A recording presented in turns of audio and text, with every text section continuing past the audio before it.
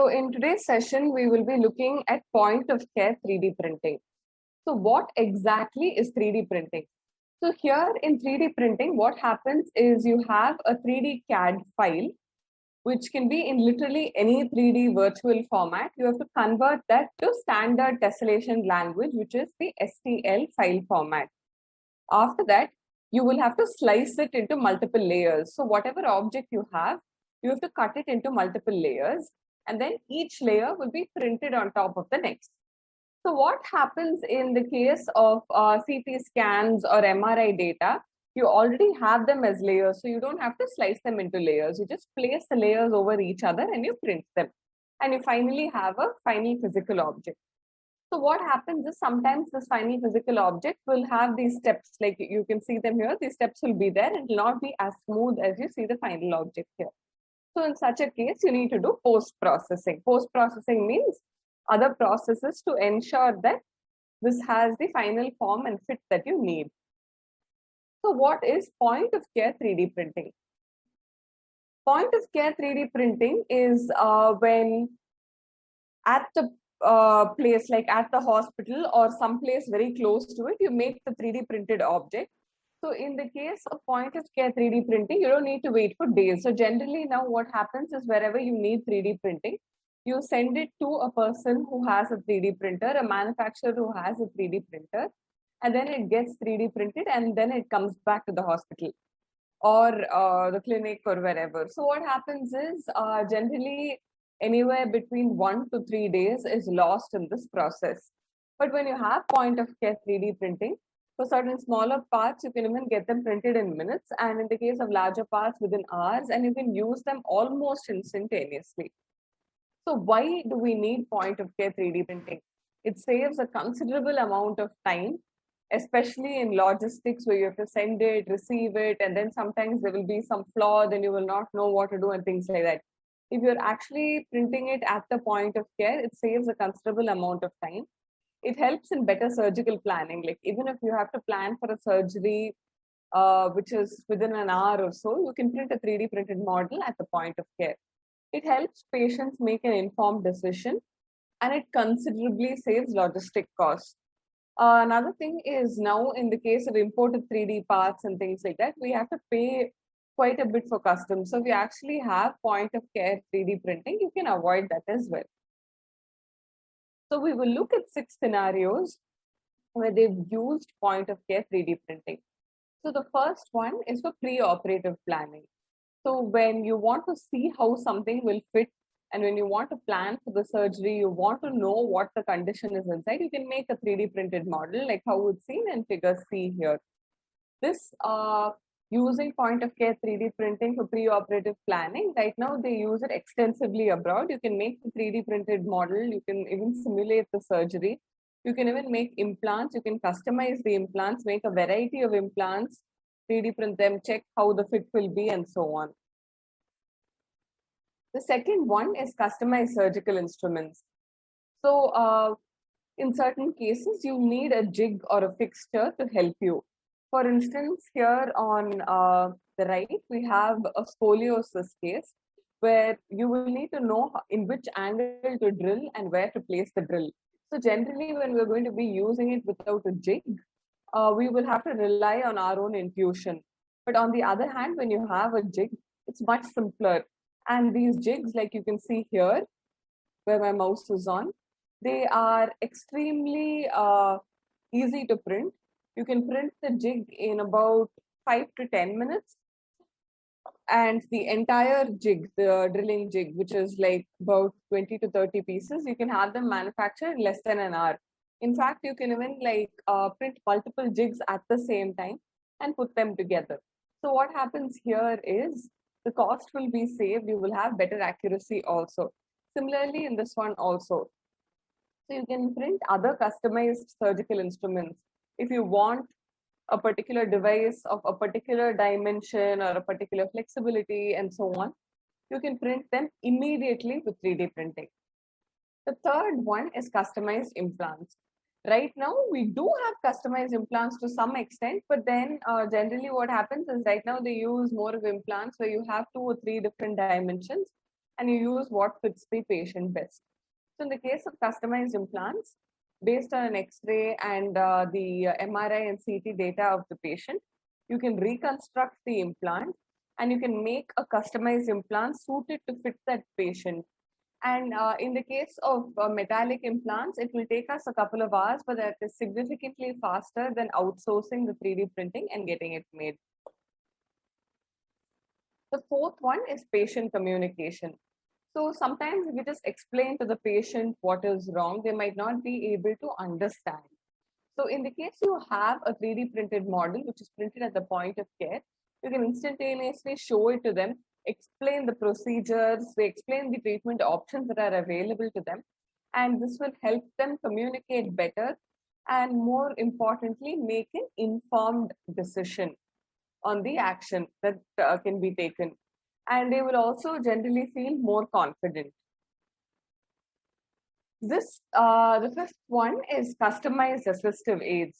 So what happens is when we generally use a solid aid, which does not have any particular customization done, it might be quite heavy for the patient. On the other hand, if you do something called topological optimization, so topological optimization is the areas of that assistive aid which experience the most stress, either cyclic, dynamic, or static.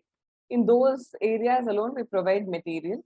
And in other areas, we can remove the material. So this will make the assistive aid significantly lighter and lesser material will be there.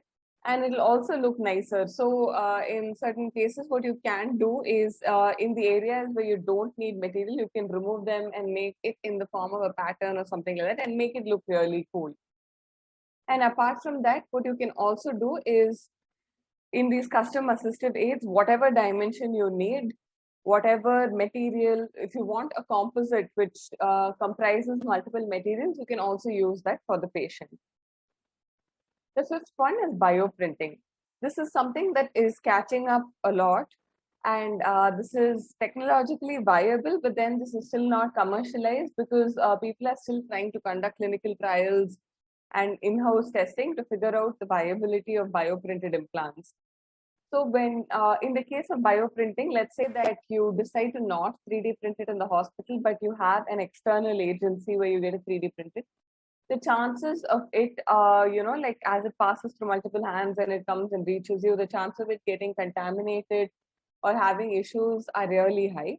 And apart from that, in certain bioprinted implants, once it's taken out of the cell culture solution, you will have to implant it as soon as possible. So if you have too much of logistics, it makes it very difficult. So in such a case, when you have point of care 3D printing, 3D printers which print hydrogel cells and so on, it really helps in implanting it in the patient at the earliest. So here are some of the advantages of point of care 3D printing. When you're printing it in the hospital or in a center that's very close to the hospital where you actually have access to the 3D printer, you know what goes in, you can be assured that the quality of the material and the product is perfect. It is in tune with your expectations. So you need not place the burden of quality on someone else. You can actually keep checking on it time and again. This reduces considerably the time and effort that you spend on logistics. It reduces the chances of errors occurring because of miscommunication between the designer and the doctors and so on. So here, what will happen is because it's a point of care and it's happening under a single roof, there can be collaboration and open communication. And in the case of using 3D printed point of care devices to improve patient communication, it considerably improves the patient confidence. So the thing here is for point of care 3D printing, you can either start really small where you can have 3D printers which can be used to make jigs, which can be used to make devices for patient communication, which only cost you like anywhere between 10 to 15,000 rupees. And in the case of using them for implants like this one, they will cost you about 50 to 60 lakhs. And in the case you want to have a bioprinter like this can run into the tune of 2 to 3 crores even. So for point of care 3D printing, you can start small or you can start bigger also. So it's not like, you need to have, it needs to be very resource intensive as well. So this is what I have to share. Please let me know in the case you have any questions, we can discuss.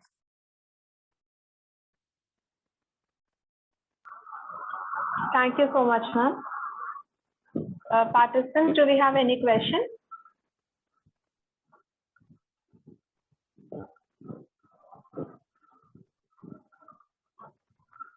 If you have any questions, kindly post it in the chat box.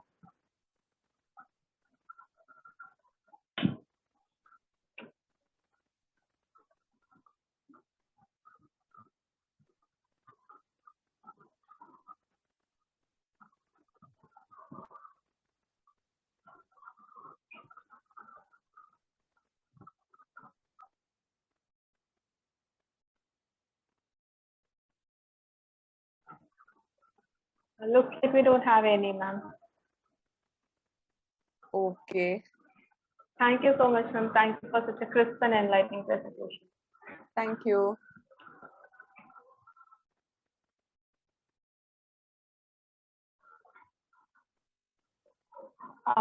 Participants, kindly switch on your camera for a small photo session for today.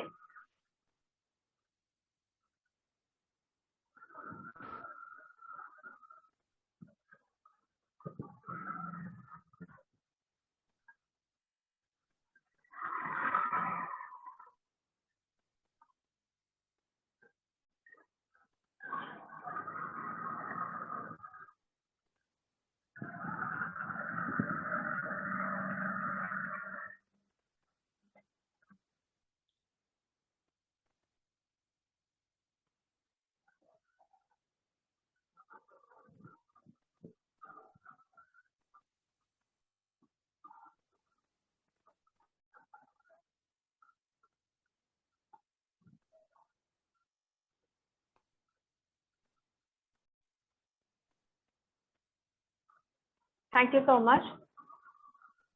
Thank you. Sandeep sir, are you online?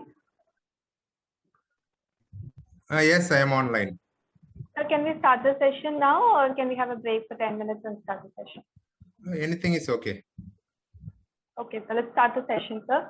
So the next session on today is an application in plastic surgery by Dr. Sandeep Unnikrishnan. He did his MBBS in PSG IMSR, MS General Surgery in Government Rayapeta Hospital and Key Park Medical College, Chennai. He did his DND in General Surgery and MCH Plastic Reconstructive Cosmetic Microvascular Oral and Maxillofacial Surgery in Madras Medical College. Kindly take over, sir. Okay. Can I share my screen now? Yes, sir.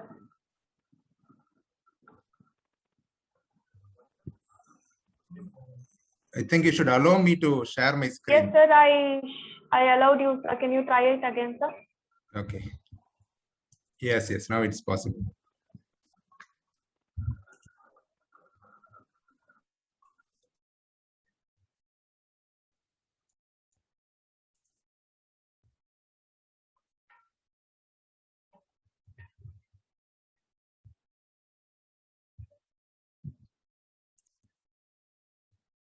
Is it visible now?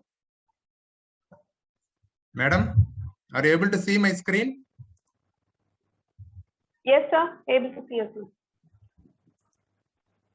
Okay. Good morning to one and all.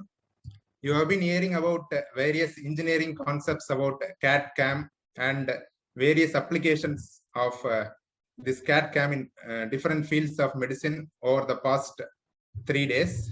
Now, I take this opportunity to introduce you to the applications of CAD/CAM in plastic surgery. So first, before discussing about the topic proper, let us see what are the broad subdivisions in plastic surgery. Broadly, plastic surgery can be divided into reconstructive surgery and cosmetic surgery. Are you able to see my slide? Dr. Jasmine? Yes, we are able to see. Yes, sir. Yes, sir. We are able to see. Okay. So the reconstructive surgery is nothing but surgery performed to restore normal appearance and function of body parts which have been malformed by disease or trauma or any congenital disorders. Whereas cosmetic surgery, usually the patient has that particular body part, but they come to a plastic surgeon with the aim of improving appearance, like improving their nose or a particular body part like ear or any other body part. So this is a classic example of a reconstructive surgery commonly done in the plastic surgery department. It is a cleft lip. For the purpose of our engineering friends, I will say what is cleft lip. It is a birth anomaly where there is a defect in the upper lip or lower lip. Here you can see there is a small defect in the left side of the upper lip. So this is a unilateral incomplete cleft lip. When it extends into the nasal cavity, it is known as complete cleft lip. So this is a classical example of a reconstructive surgery. So this is cleft lip repair, post repair. So this is another reconstructive surgery where there is a scalp defect, loss of tissue in the scalp, which is due to trauma. So this needs to be reconstructed by a flap cover. So this is a flap cover. We call this rotation flap cover, which has been done to cover this defect. So this is also a reconstructive surgery.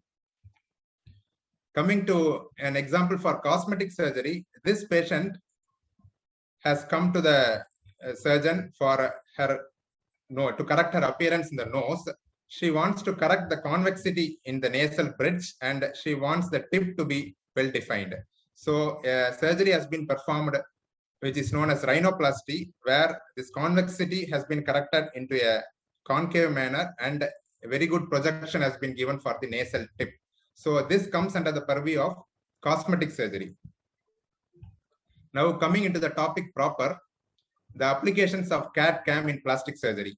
CAD-CAM, in other words, computer-assisted designing and computer-assisted manufacturing, has in fact revolutionized the plastic surgical practice. You would have seen from Dr. Aishwarya's slide what are the uses of this CAD-CAM in various implants and splints, other things. You will see more of it. The main applications involve planning and designing of complex soft tissue and bony procedures. Its main role is in reconstructive plastic surgery. However, it is being increasingly used in the cosmetic plastic surgery division also. So most of it is performed by additive manufacturing. It is popularly known as 3D printing, which you have been hearing for the past 2 to 3 days. It is the process in which multiple layers of material are added one by one under computer control to create a 3-dimensional structure. So various plastic surgical biomaterials have been used to provide a scaffold for the 3D printed material, of which the scaffold can be of natural biomaterials like bioprotein glue or acellular dermal matrix, or we call it decellularized tissue, where the antigenic cells have been removed, or collagen or hyaluronic acid. Similarly, synthetic biomaterials, there are n number of synthetic materials in the market which have been used to create a scaffold, of which silicone, polytetrafluoroethylene, polymethyl methacrylate, lactic acid combination with glycolic acid have been used popularly. So you all will be by this time familiar about the phases of 3D printing. First step is image acquisition, which can be either by a CT scan or an MRI or stereophotogrammetry, where a CT image or MRI image of the patient is taken and then it is converted into a 3-dimensional image, and by a computer-assisted designing software with the help of a CAD-CAM engineer, this is converted into a 3-dimensional model which can be further 3D printed, or the model can be used for preoperative surgical planning. This is known as virtual surgical planning. So what are the various possibilities of this CAD-CAM technology and 3D printing in plastic surgery? As I already told, it can be used as a reference or guide, either in the preoperative setup or intraoperatively during surgery, by which you can decide on various osteotomies in the face, or you can decide about the different types of fractures in the face and correct those fractures, alignment of those fractures.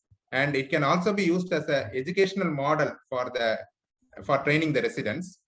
Then it can also be used, like in the previous talks, you would have heard to design a prosthetic custom made or splints in plastic surgeries. The splints or dressing materials have wide range of use in plastic surgery. It can be used for various disorders of the tendons, nerves, and post burns to prevent scar hypertrophy. So 3D printing of customized splints can be made. Then you would have heard in your neurosurgical talk that various implants can be made for either the skull or for any other bone, say for hand fractures and other things. And finally, this is still in its early stage, where 3D printing of the ear or nose has provided a way for easy reconstruction of the damaged or absent ear or nose. Coming to the applications proper in plastic surgery, it can be broadly divided into cranio-maxillofacial surgeries and for those soft tissue surgeries.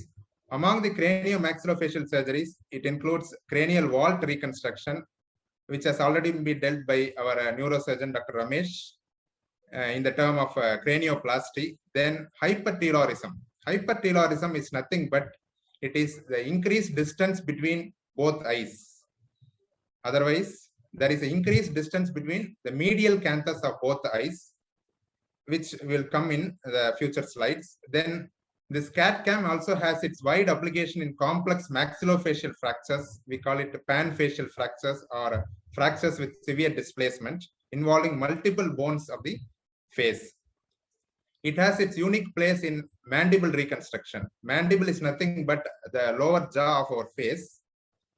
This, if it has been excised due to tumor or say malignancy of the adjacent structures, it needs to be reconstructed in a proper manner.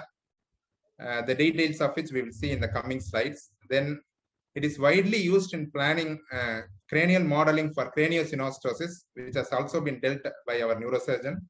Then another important application is in craniofacial distraction, where there is a decreased growth of the facial bones, say for example mandible, in various syndromes and some disorders, where you can distract this mandible to attain near normal size. Then soft tissue injuries. The applications of CAD-CAM include the role in complex cleft lip and palate surgeries, complex limb reconstruction, complex vascular malformations, and complex reconstructions of ear and nose. And other applications, miscellaneous applications include in devising splints, which are custom made, or prosthesis for hand or a below knee or above knee amputee. It has its unique place in burns and for management of post-burn scar and even in acute burns. And finally, last but not the least, it is coming up in a big way for cosmetic surgery. So these are all the various applications in cranio-maxillofacial surgeries. I have already told you it can either be used as a contour model or guides for virtual surgical planning before surgery, where the surgeon can sit with the CAD-CAM engineer and decide what has to be done during the surgery in the preoperative setting itself, in cranial vault reconstruction or craniosynostosis surgery, or various disorders where there is abnormalities of the mid-face. There are various syndromes, or it can be due to some trauma where the mid-face is retruded. You can bring it back to its original position by mid-face osteotomies, and it has its specific role in mandible reconstruction post removal of this mandible, which is our lower jaw. Then already I have spoken about a few words about this hypertelorism correction, cranioplasty, and fracture visualization. Then the role of this CAD-CAM in splints find its wide application in the repair of cleft lip, nose, palate. In fact, before the repair, these splints can be used to decrease the width of the cleft lip or palate. Then various implants in jaw surgeries or cranial surgeries and orbital fracture repair or condylar head reconstruction and mandibular reconstruction can be used. So this is a CAD-CAM design where it gives an exact replica of the dimension of the defect to be reconstructed, which is easy for the surgeon to follow intraoperatively. Then coming to discuss about hypertelorism. As I already told you, hypertelorism is increase in distance between the medial canthus of both eyes. That means the eyes are widely separated. So such patients come to us for management of not only the cosmetic appearance, but their visual axis can also be altered. There can be dystopias, what we call dystopias, orbital dystopias or ocular dystopias, where the eyeball may be shifted in its position, and hence surgeries are required to correct these disorders. So whenever a patient presents with a mild form of hypertelorism, where there is, you can see there is increased distance between both the orbits and eyes. Here we do what is called a box osteotomy, where you osteotomize in the periorbital region. This is the osteotomy around the orbit, and you resect. You resect excess bone in the interorbital region, and you medialize the orbit. So you bring both orbits together, and this region where a bandeau of interorbital bone has been resected can be plated or screws can be applied. By this way, you can correct mild forms of hypertelorism. So when the patient presents with extreme forms of hypertelorism with altered visual axis, they also have their maxilla narrowed and nasal cavity altered. We do what is called facial bipartition. In this, apart from your periorbital osteotomy, osteotomies are also made in the zygoma. This is the zygoma bone, in the maxilla, and also in lower part of maxilla. Thereby, you not only correct, and again, a wedge of tissue in the interorbital region is removed. So you not only correct the interorbital distance, but also you widen the maxillary arch and correct the nasal cavity and aperture. So in this correction of hypertelorism, CAD-CAM has come up in a big way. So either you can plan preoperatively by your virtual surgical planning. You can see how much of the interorbital ridge is to be resected. And if at all there are other abnormalities, you can plan for the correction of those abnormalities, and you can shift the orbit medially. So here you can see the orbit shifted medially, thereby decreasing this intercanthal distance. This is the intercanthal distance. Here it is more. Here you can see it has been relatively corrected. So this is an example of hypertelorism. You can see increased distance between the medial canthus. The child also has a defect in the frontal region. So by CAD-CAM designing, this frontal bone, a rim of frontal bone has been excised, and the frontal bones flaps have been mobilized to close this defect, and the exact interorbital excess bony tissue has been resected, and the orbits have been medialized. So this is a post-operative picture where the intercanthal distance has been reduced. So this is the application of CAD-CAM in hypertelorism. So this is the intra picture. In a patient with hypertelorism, what we usually do is we make a bicoronal incision. So this is nothing but incision starting from 1 ear to another ear. So we make a bicoronal incision, and you open the scalp flap. This is called degloving of the scalp flap.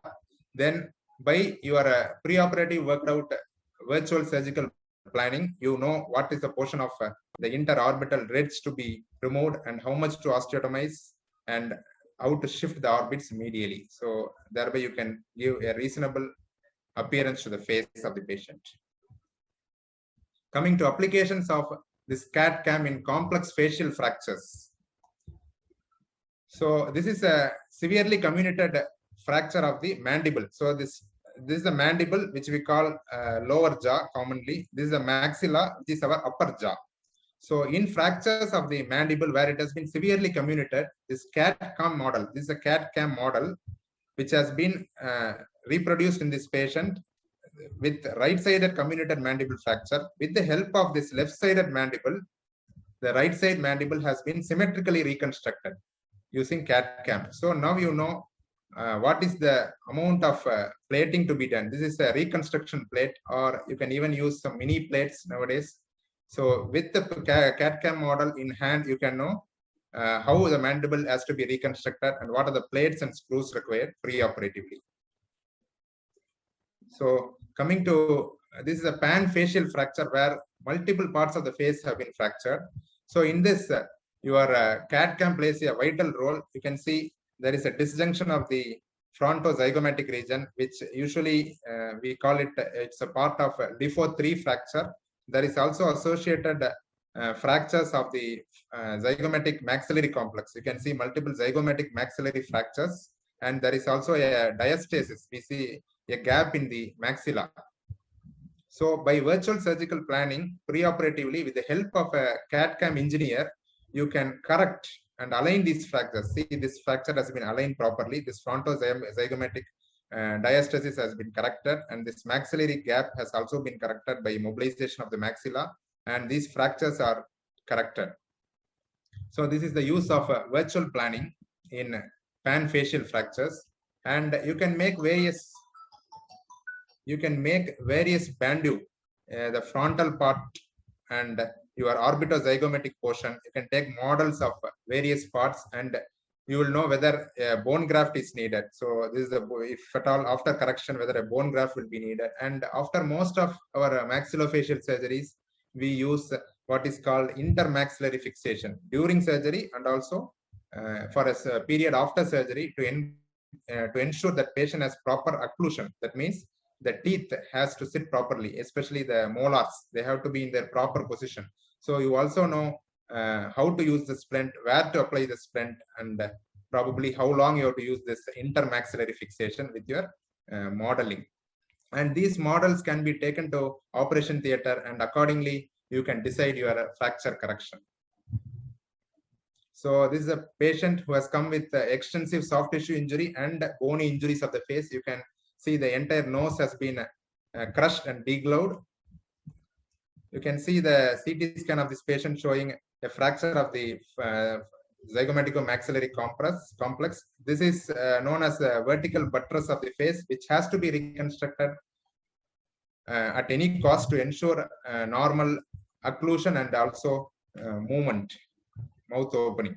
So through this degloved nasal skin, we have plated with mini plates and screws, and through the intraoral incision, we have approached the lower part of the vertical buttress and plated this.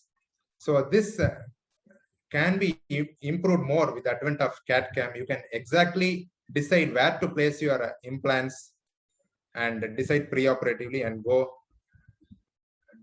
with the proper plan in your hand. So this is a postoperative picture with a near normally maintained contour. Coming to our lower jaw reconstruction, which we call it as mandible. So this mandible can be, mandible usually is removed whenever there is a cancer of this mandible. We commonly call it adamantinoma or ameloblastoma, or sometimes this mandible as a part of entire half of the mandible, we call it hemimandibulectomy, may be done for cancers of the oral cavity, including your cheek or tongue or lip, where the entire half of the mandible may be removed. For sometimes only a segment of the mandible needs to be removed, but whenever a hemimandible or half of the mandible is removed, it needs to be reconstructed in a proper manner. So for reconstruction of hemimandible, we commonly use what is known as fibula, that is a bone in our leg. A part of the fibula, we can afford it to remove without much alteration in the locomotor function of the leg. And this fibula, you have to take along with its blood supply. Along with its blood supply, you take and you create appropriate osteotomies and you fix it to the native mandible to reconstruct the affected mandible. You will see about this in the future slides. So this is a patient for whom the left hemimandible has been removed for tumor of the mandible, and it has been primarily reconstructed with the reconstruction plate. You can see the left half of the mandible is completely absent, and this patient has come for reconstruction of this left hemimandible. If not done during the primary surgery, it can be done as a secondary procedure. So this is a CAD/CAM model of the entire mandible. Even the left hemimandible has been reconstructed using CAD/CAM model with a mirror image of the right side of mandible. And this is the portion of the left hemimandible that we have to reconstruct. And appropriately, you can either plate it with a recon plate, we call it reconstruction plate, or multiple mini plates and screws. So this is plating in process. You can see this is the fibula which has been used for reconstruction of the left hemimandible. This is the fibula, and plating in progress. This is a plate. So for this, you have to make appropriate osteotomy because fibula is a straight bone. You have to create the curvature of this mandible. You have to make one osteotomy here and another cut here for the angle of the mandible. This osteotomy can be preoperatively designed in a CAD-CAM model with the help of a CAD-CAM engineer so that you can accurately design it and you can give a normal contour. So this is a very happy patient post reconstruction of the left hemimandible. You can see the contour normally maintained on the left side post reconstruction of the left hemimandible with what is called microvascular fibula flap. So the blood supply, if you place mandible like that, it may get resorbed because it's a longer segment you're keeping. So for that, the blood supply of the fibula, you should anastomose with the blood supply, both the arterial supply and the venous supply to the vessels in the neck, like your facial artery or other vessels in the neck, like superior thyroid artery. And even primary dental implants. So you can see here, this is the reconstructed mandible. You can see the fibula here, which has been plated. And dental implants can be placed during the surgery itself or as a secondary procedure. So this is dental implants. So coming to other uses of this CAD-CAM, it finds its role in a variety of implant surgeries in face or hands or other parts of the body in plastic surgery. So this is a patient with a retruded zygoma. You can see this portion of the left side of the zygoma has receded back. This is normal. This portion is a little bit receded back. So with CAD-CAM, you can know what is you can exactly copy the mirror image. These are the various views of the skull, base of the skull view. So with this, you can know what exactly is the defect, and the computer has designed this is the probable defect, and you can extrapolate this defect into different regions of this left zygomatic area or zygomatic arch area, and exactly you can decide what is the deficit. So the computer CAD-CAM has decided that the defect is this one, for which an appropriate implant can be made by 3D printing, or other implants can be used for reconstruction of this region. So this is the implant, exact implant which is required. So coming to the role of this CAD-CAM in craniosynostosis, I will not go into the detail of this craniosynostosis, which has been detailedly discussed already by a neurosurgeon. So this craniosynostosis, this CAD-CAM finds its role whenever there is multiple suture involvement, when there is a premature fusion of or a fusion of multiple sutures which fail to open, or whenever there is a facial asymmetry which is severe, or when it is associated with hypertelorism or alterations in the axis of the eyeball. So what we do is we do a strip craniectomy and remodel various bones of the skull to bring it back to near normal position, so as to ensure normal brain growth also. So this CAD-CAM has its wide application in the virtual surgical planning before surgery. Then another important application in facial-maxillary and aspect of plastic surgery is craniofacial distraction, which I have been talking about. So this craniofacial distraction is nothing but like you distract your long bones in the leg by the orthopedicians, we distract the bones in the face or bones in the hand. This is done whenever your lower jaw or mandible is smaller. This occurs in various syndromes like your Peary-Robin sequence or Treacher-Collins syndrome, where the child has micrognathia. That means compared to your maxilla, the mandible is of lesser size and smaller size. So immediately at birth, this Peary-Robin sequence, or earlier it was considered as a Peary-Robin syndrome, these children present with a triad of micrognathia, which is nothing but a retruded small lower jaw and a bigger tongue. So this is a bigger tongue. So the tongue may fall back and cause respiratory obstruction. So that is glossoptosis with respiratory obstruction. So immediately after birth, they may require some surgeries concerning with the tongue. The tongue needs to be sutured to the lip, which we call lip-tongue additions. But at a later stage, to correct this abnormality of the chin, the patient will require distraction. You can either apply an intraoral distractor or an extraoral distractor, and this is an extraoral distractor where you distract the mandible, you make an osteotomy in the mandible, and you distract the mandible, say by 1 millimeter, maybe a week or every day. And this distraction actually enables the bone to grow. This principle is known as Elizaro technique or distraction osteogenesis, which has been commonly used in lower limb bones, or distraction histiogenesis. The same principle is applied here, where gradual distraction can result in increased size of this mandible. So this is an external distractor being used, which is planned by a CAD-CAM model, where exactly to place the osteotomy. Only when you place the osteotomy, you can distract it and the bone will grow after your distraction. So this is CAD-CAM model being applied to know exactly where to apply your distractor, where to make your osteotomy. So this is a virtual surgical planning before surgery. So this is a patient with a Peary-Robin sequence, where you can see grossly retruded micrognathic jaw. That's a chin which has come back compared to your maxilla. This is an external distractor where you distract gradually over a period of time, and over a period of time, this distraction results in growth of the bone, and you can see the mandible has almost achieved its normal position. You can see the plane with the maxilla, it is in near normal position. This is the use of craniofacial distraction. So this is another syndromic patient. We call it a Treacher-Collins syndrome, where the patient has abnormalities of the bone and also soft tissues. In the bony abnormalities, the patient has maxillary or mandibular deficiency, growth deficiency, and in the soft tissues, the patient has notching of the lower eyelids, which we call coloboma. So these patients also will require some sort of osteotomies in the maxilla or mandible to enable a normal growth of these bones.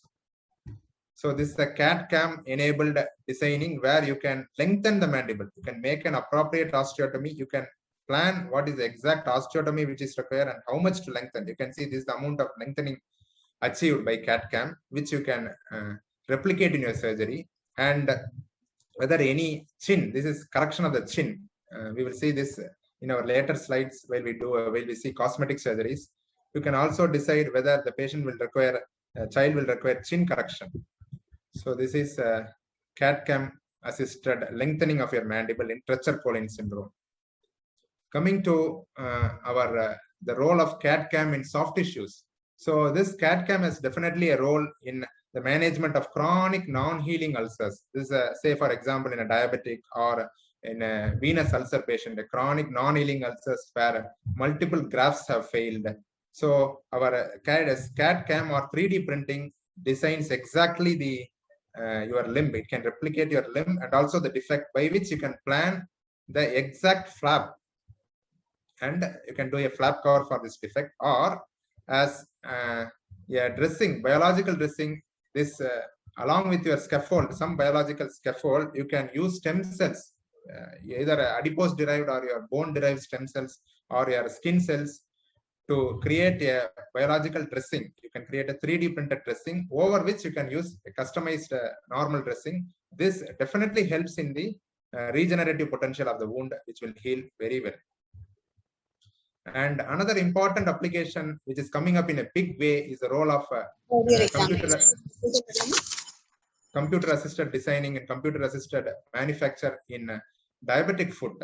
So this is nothing but pedomanometry. So these diabetic patients come with various recurrent ulcers in the foot. So this is because they have abnormal pressures in their foot, or their arches are altered. So with the CAD-CAM, you can do a proper measurement of the manometry of the foot, different areas, forefoot, midfoot, hindfoot, what is the exact pressure. This is called pedomanometry, which is CAD-CAM assisted. And you can see that there is increased pressure in this right foot, 35.5, the CAD-CAM shows. Here it is 31.5. So appropriately, you can offload the foot. You can offload this forefoot area, or if the pressure is more in the midfoot, you can offload that area, and you can make the ulcers heal quicker, or you can do appropriate surgical correction to correct this, balance this abnormal forces in the diabetic foot. So this is the role of CAD-CAM in diabetic foot. And CAD-CAM can also be used to devise a customized footwear. So based on your pedomanometric measurements, that is a measurement of your pressure on the sole, we can devise footwear which appropriately suits the patient, which is customized footwear for the patient, and you can prevent long-standing ulcers, and you can also prevent the patient from going on to various levels of amputation at higher levels. Coming to another major application of this CAD-CAM in plastic surgery is its role in ear and nose reconstruction. So ear and nose defects can be due to various causes. It can be due to trauma. It can be due to resection of a cancer, say for example, a basal cell carcinoma or a squamous cell carcinoma in the nose or ear. It can be due to birth problem. These children, usually what we call microtia, which accompanies many syndromes, or even non-syndromic microtia is also there, presents with varying degrees of their external ear or even middle ear and internal ear being absent. We plastic surgeons are concerned with reconstruction of this external ear. It can either be entirely absent or various appendages can be present. So we do various reconstructive surgeries to bring this ear back to normal position. Now, with the advent of CAD-CAM, this can be accurately designed and the proper reconstruction can be done. At present scenario, various surgeries which have been done are either autologous material are taken from the patient. This is commonly done where we take costal cartilage graft to reconstruct the ear in multiple stages, or you can take allogenic material or synthetic materials like silicone and PMMA can be used to reconstruct the ear. But now with the advent of this 3D printing, 3D printed ears is made possible, but still it is in experimental stage, and post maturation of this ear and other factors need to be studied for its long-term efficacy, and its long-term tumorogenic potential also needs to be studied in detail. And another disadvantage of this all 3D printing is its cost, as already been discussed with the previous speaker. So this defect in the nose and ear can be captured by an image, by an MRI, and the exact defect can be reconstructed by a 3D printing post-processing, and it can be used to reconstruct the nasal or the ear defect. So this is what I was speaking about. This is a condition called hemifacial or craniofacial microsomia, where the patient, apart from having bony abnormalities, also has soft tissue abnormalities of the ear and the jaw, which has been deviated to one side. Mandibular growth abnormalities are there. You can see the ear being abnormal. The ear is not completely formed. So this is called hemifacial microsomia with presenting with microtia. So this is one area where we commonly reconstruct the ear in children. This is another case of traumatic amputation of the upper 1/3 of the ear. You can see only the lower 2/3 of the pinna is present. The traditional reconstruction used to be in 2 or 3 stages. You will see in these slides. What we do is we take a OHP sheets or an X-ray sheet, and we take a template of the normal ear. This is a template of the normal ear, and we use it to replicate on the affected ear and see what is the defect. So this is the appropriate defect in this patient. This is the remnant ear. So using this defect is reconstructed using our costal cartilages, where we harvest. So this is the defect which has been marked. So this is a costal cartilage. We take the costal cartilage from what is called, there is something called synchondrosis of 6th, 7th, and 8th ribs, where the cartilages of these ribs fuse, where it is relatively easy to take without injuring your pleura or lung, and we carve it according to the normal ear. As per the normal ear, we carve it, we create hollows, and we create what are all the imprints in a normal, like exact your concha, simba concha, and other parts of the ear, and we implant into the patient. See, this is the reconstructed upper third of the ear. And next day, and we keep it drain. And after 2 to 3 weeks, when this graft has settled, what we do is we elevate this portion and put a graft behind it. As in this picture, we elevate the ear and put a graft in the postauricular area. So this gives a proper elevation, like in a normal ear. Otherwise, what happens is this ear will be stuck. So this does not give a proper elevation to your ear. So here we elevate and put a graft in the postauricular and mastoid region, which gives appropriate lift to the ear. So this is second stage. We call this Brent's reconstruction. And further stages, you can modify the ear lobule or your tragus, anti-tragus in the third or subsequent fourth stages. So this used to be your traditional reconstruction of ear anomalies, be it your microtia or post-traumatic ear abnormalities. But now with the advent of 3D printing, you can select your cell and biomaterial to form a scaffold, and you can 3D print it, and you can mature it in a bioreactor. But as already discussed by Dr. Aishwarya, the previous speaker, this requires proper testing for its survival, or it has to be immediately implanted in an patient, or say example in a mice or an animal, to know how it survives and what are all the effects of this 3D printing on the structure. Coming to the role of CAD-CAM in complex cleft lip and palate. So this is a cleft lip. As I've already discussed, there is a defect in the upper lip. This is a birth problem where there is a defect in the upper lip, and there is also, it is usually associated with bony abnormalities of what is called, we call this area the piriform aperture. It is also not well developed, and there is also a defect in this ala. This ala is flattened. So before venturing on to this cleft lip correction, our aim should be to decrease this gap of the cleft lip so that the scar is better and approximation is better and cosmetic appearance is better. So here is the main use of this CAD-CAM implants and other splints. So this is a splint which holds the nose in position. You can appreciate the nose which has been flattened, has been raised by the splint, and this splint also has a palatal plate, and it has to be taped, and the child has to be maintained in this position for say for a period of maybe 1 to 2 months before your conventional cleft lip repair, so that there is narrowing of this cleft gap. So these are all the various CAD-CAM device splints. It comes in various names like your Liu, Graham, and various other things. I'm not going into the details. So this splint can hold your nasal tissues in place, and it also holds your cleft lip together, thereby decreasing the gap in the cleft lip. This is another splint which can hold your cleft lip and the nose in position, thereby decreasing the cleft gap. So this is a traditional surgery. This is a bilateral cleft lip. What I showed you earlier is a unilateral cleft lip. This is, you can see, cleft on both sides. This requires proper marking. And what we call this area is called your prolabium, and the bone underneath is called your premaxilla. So this CAD-CAM has its applications mainly in dealing with this prolabium and your premaxilla, and how to mark and what are the appropriate flaps to be raised. This is a cleft lip repair intraoperative picture done in the traditional manner. We call it Millard repair. This is post-surgery. With the advent of CAD-CAM, we can even produce even more better cosmetic results. This is an immediate post-op, and the scar has to modulate.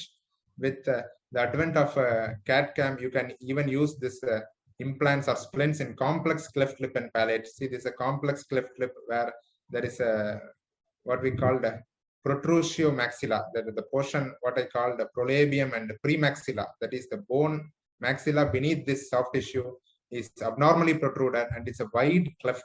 So splints can be used to reduce this gap, and the CAD-CAM also enables us to devise a proper flap markings and flap mobilization so that you can give a reasonable good result. The cleft palate repair, lip after repair. Another application of this CAD-CAM is in complex vascular malformation or lymphatic malformation. This patient presented with extreme large AV malformation involving the left periorbital region and the eye.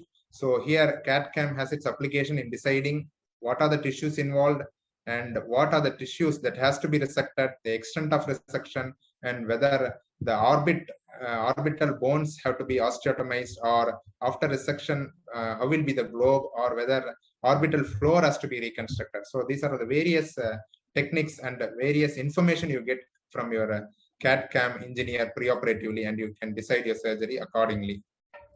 So this is another interesting case. You can see this very large filarial lymphedema, and CAD-CAM has its application in knowing what is the extent of tissue involved and what are the lymphatic abnormalities. So along with lymphoscintigraphy and your CAT CAM, you can decide the extent of resection in a staged manner.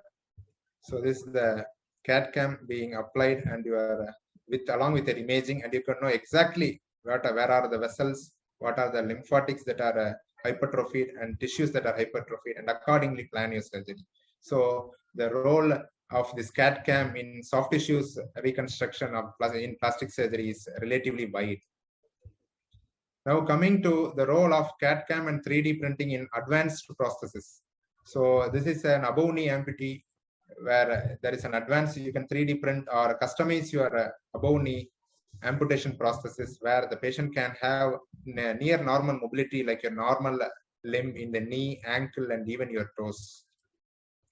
So this is a advanced hand prosthesis where it can produce all your hand movements like movement at this metacarpophalangeal joint or movement at the interphalangeal joint, or even your thumb opposition, grasp, grip, everything can be reproduced by this advanced hand prosthesis device by CAT CAM model.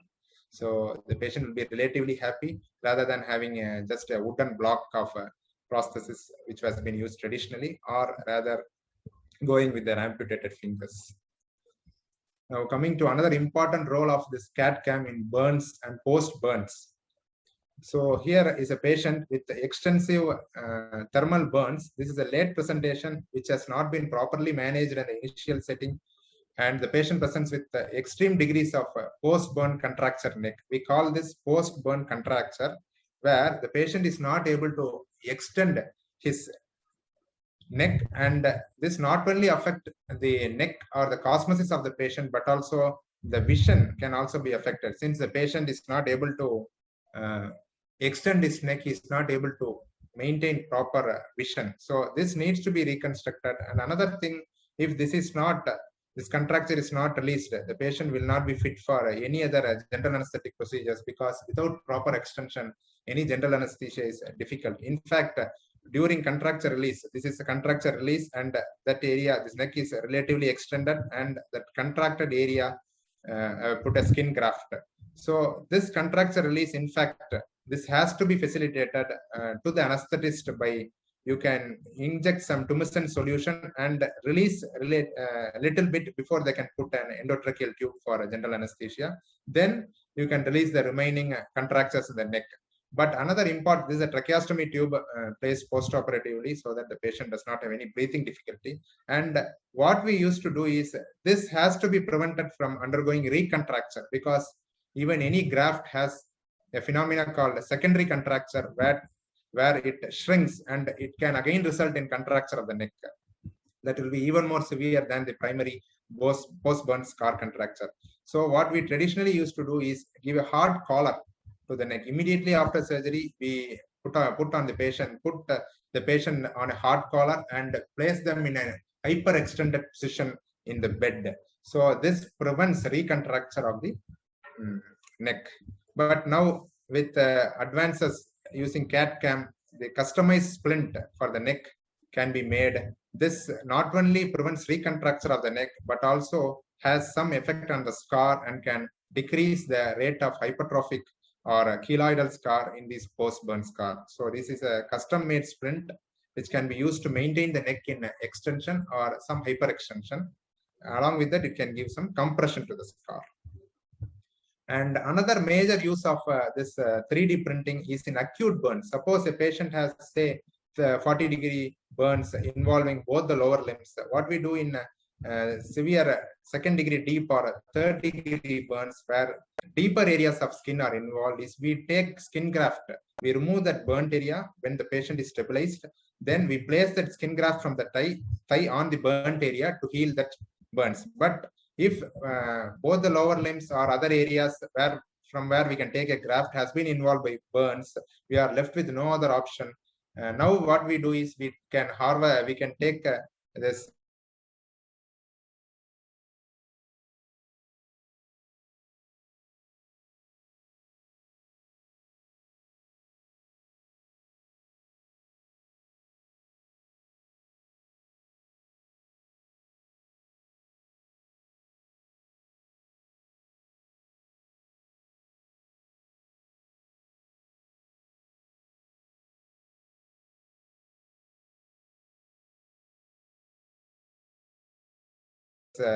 skin from skin banks. Skin banks are available, but with the create a scaffold.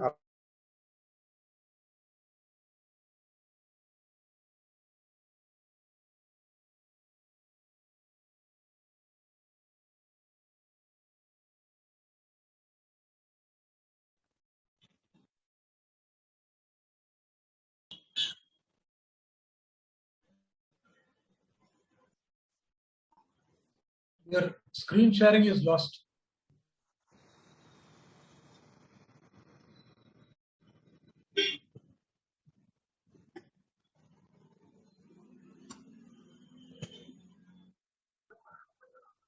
Sir, you're on mute, sir.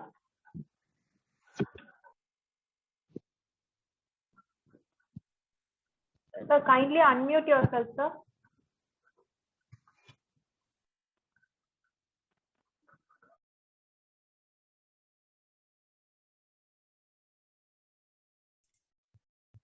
Now, can you hear me?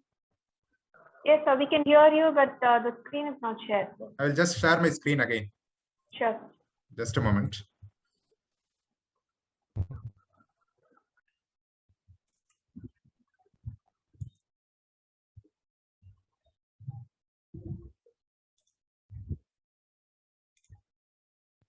Can you see the slide now? Yes, sir, we can. Okay, so I'm saying that only this 10 to 20% of this plastic surgery belongs to this category of cosmetic surgery. However, this CAD/CAM is finding its applications more in cosmetic surgery nowadays.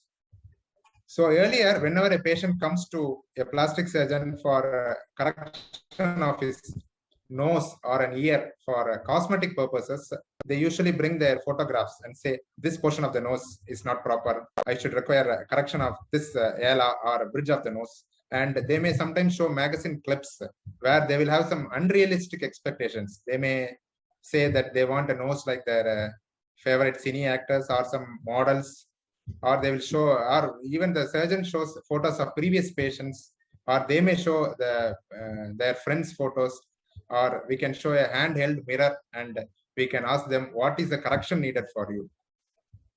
But now with the advent of 3D printing, you can exactly create a model, and you can, even the patient can touch and see, and they can have a tactile model, and they can say which part of the nose needs to be corrected, or the lip or the ear needs to be corrected. So this is the advantage of your CAD/CAM model in this cosmetic surgery. So this is the CAD/CAM splint used in rhinoplasty. Now, rhinoplasty is nothing but correction of the deformities. This is actually a minor correction. There is a deviation of the nose, and the patient wanted correction of this hump of the nose also, which has been corrected using a CAD/CAM model. So this is a simulated 3D print which can use intraoperatively or as a virtual surgical planning.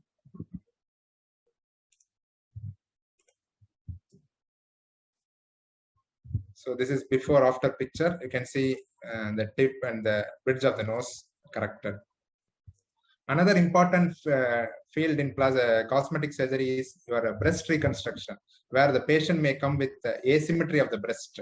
So here the left breast is smaller than the right breast. With CAD/CAM assistance and with the help of CAD/CAM engineers, we can exactly take a mold of this portion of the chest, and you can find out the exact volume of the breast on the normal side and the abnormal side, and appropriately reconstruct. This reconstruction can be either with flaps, that is nothing but tissues from the patient's body. You again, like your fibula flap, you can anastomose it to the blood vessels in the chest, or you can reconstruct it with implants. Some people may come for implants, like your transgenders, where they want to get converted from male to female conversion. We can place breast implants. So this is a CAD/CAM made breast implants.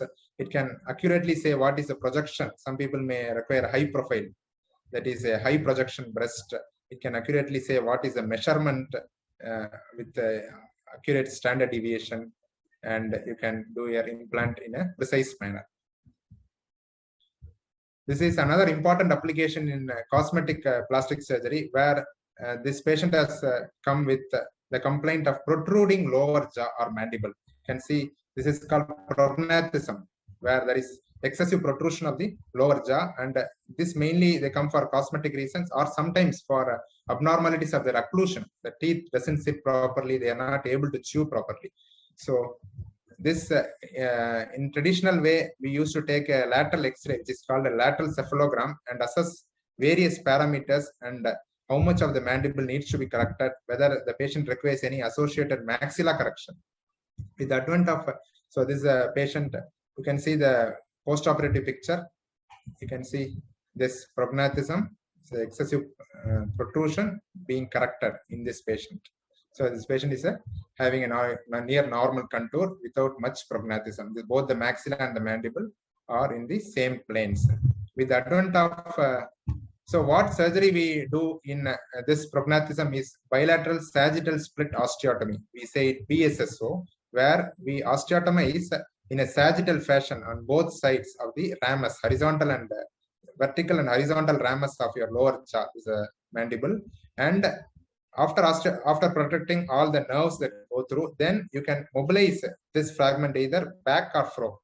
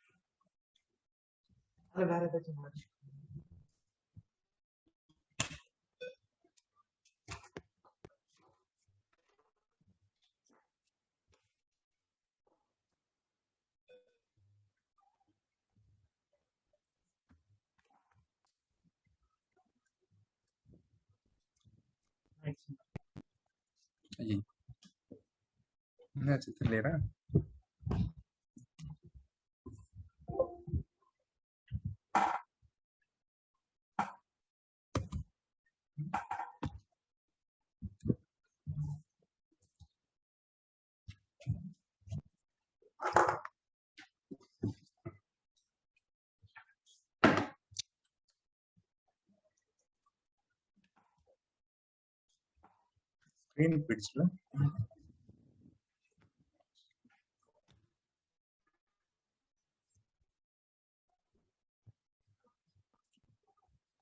So sorry for the technical glitch. Are you able to see me now?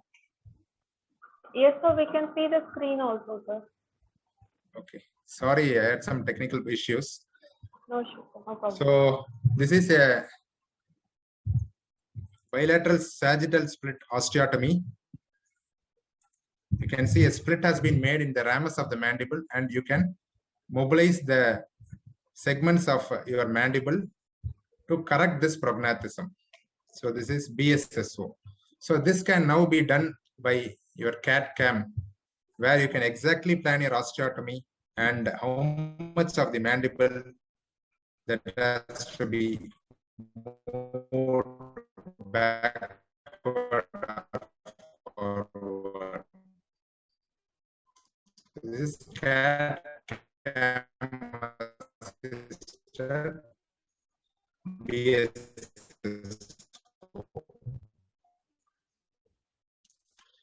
Another important role of this CAD/CAM is this patient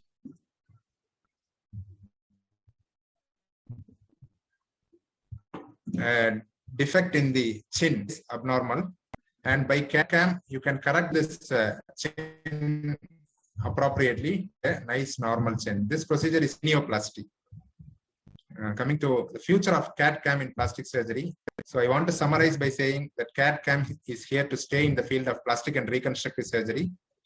The scope is ever increasing. There are various other departments or specialties in plastic surgery where this CAD/CAM can be used, like in 3D printing of.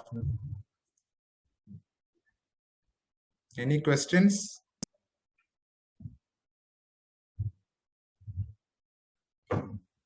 Thank you so much, sir. So we have one question from Mr. Satish Kumar. So Okay. all the bones are designed and replaced. Which of the bone is more difficult in terms of medical point of view? Which of the bone is difficult? Difficult to design and replace. See, I would say that even though this mandible is a smaller bone, the reconstruction of a hemimandible or a total mandible or maxilla is your upper jaw. This reconstruction of maxilla and mandible, I consider it more difficult, because this maxilla you have to reconstruct in a three-dimensional fashion. So this reconstruction of maxilla will be more difficult, followed by your lower jaw mandible. Thank you, sir. Thank you. Participants, do we have any other queries?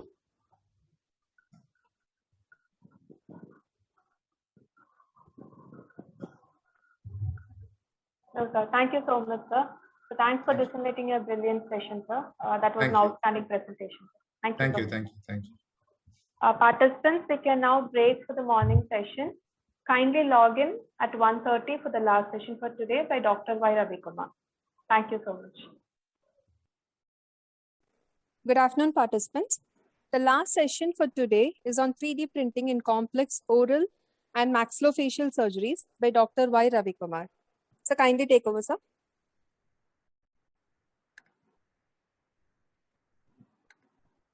Yeah, very good afternoon.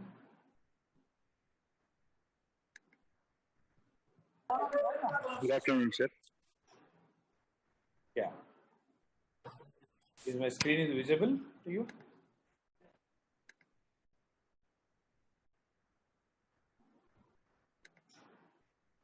Hello. Visible, sir. Okay, thank you. Yeah, very good afternoon, one and all. So once again, I am back here in the last session, that is yesterday. We were discussing various advanced tools so that are used to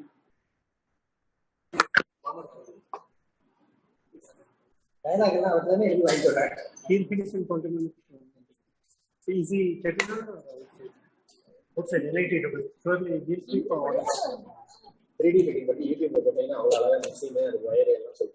National Institute of Technology, Warangal. NIT. It's not Warangal. Warangal. Warangal. hello. It was like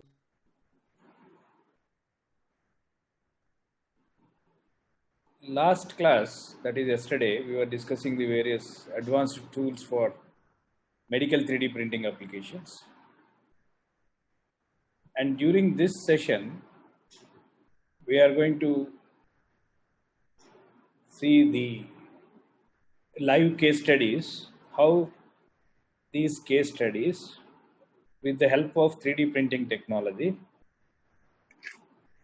that is in oral maxillofacial surgeries. So how 3D printed models, or even some of the cases, the implants, how it has been helpful for operating complex medical surgeries. So that is the intention of this session. So let us formally start the introduction to medical 3D printing technology, and I'm going to discuss here the 6 case studies. So one among will be in the area of cranioplasty, craniofacial surgical treatment for modeling and analyzing the cranial implant. So one of the case studies which we have performed with the hospital collaboration in Hyderabad. And second case study, how these 3D printed models as such helpful for placing an implant in dental applications. That is the second case study. And the third case study, how these models helpful for reconstructive surgeries like say mandibular distraction osteogenesis. This is one of the surgical procedure where we are going to use a distractor device so to guide or to assist the bone growth. So typically how we can make use of 3D printed models for performing this sort of distraction osteogenesis kind of cases. And the fourth case study, it is one cancerous bone reconstruction. So one cancer patient, we need to remove the mandible jaw, and how 3D printing helpful in that direction. And the fifth case study, this is a TMJ oncolysis, that is temporomandibular joint oncolysis. So if you ask oral maxillofacial surgeon, so how complex a TMJ oncolysis surgery and how 3D printed technology helpful for designing, fabricating the TMJ joint. That is the fifth case study. I am going to discuss our personal experience with the hospital people and the 3D printing technology, how it got helpful. And the last case study, it is the Basilasio integrated implant. So it is patient matched implant where the standard implants are not worked out for this accident case. This is an accident case. So how 3D printed technology helpful for again designing and fabricating an implant for this patient specific or patient matched implant. And of course this technology is now going towards organ printing or bioprinting or tissue engineering or tissue printing. So we'll see the future perspectives of this technology in medical application. So this is what I have planned for next 1 hour 30 minutes. So let us quickly introduce this medical 3D printing technology. So let me summarize. Even we have discussed some of the advanced medical processing tools in my previous lecture. So that is how we can take CT or MRI images acquiring the patient, and then how do you say segment them, how do you region grow, and how do you finally reconstruct that region of interest, and that too it should be readable by the 3D printer machine. So that is none other than STL or AMF or 3MF file format. So once it has been reconstructed from the DICOM images to the 3D model, that is the 3D printable format, and we are going to say slice this model. Why? Because 3D printer understands only the commands, the contour cross-sectional data that has been generated in the software which is connected with this printer. So where you will be doing that slicing part, and if needed some supports will be generated, and ultimately you are going to send this code or these slices to the machine. So within the machine you are going to print these models. So whatever maybe the model which it has been acquired from the patient data, and it is getting realized in a physical form by using this 3D printer, then that could be any region of interest, maybe skull, or maybe even it might have taken from 3D digitizing devices, like maybe outer surface, like it can be a limb or any say anatomy for that matter, which it has been collected from the patient. So it is getting replicated as a physical form. So this physical model can be used in several folds, even we have discussed in the previous class also. And the most important thing here, so what could be the material of this model? So that is again, so you have a lot of developments are happening in the material side of 3D printing, where we can print in several materials. And not only these synthetic materials, even you can print in natural materials also. So even it could be, say, right from the synthetic materials like polymers or metals or ceramics or composites, and that too you have medical application, that too it's going for an implantation, then we need to see other properties of your material also. Then in that direction, so you may be limited with some of the materials, but not all the materials are qualified for implantation. So then we need to check for the material compatibility of the machine. And if you go one step ahead, even some 3D printers can even print with the natural materials, like it can be a living cell that has been taken from the patient body, or even it could be any other, say, a living cell could also be the material to print. But that is a long way to go to replace any functional organ like heart or liver or lungs or any other complex organ which you're looking at. But so far, some of the simple organs are the skin or blood vessels. People have been tried and have been succeeded in that direction. But if you are looking relatively complex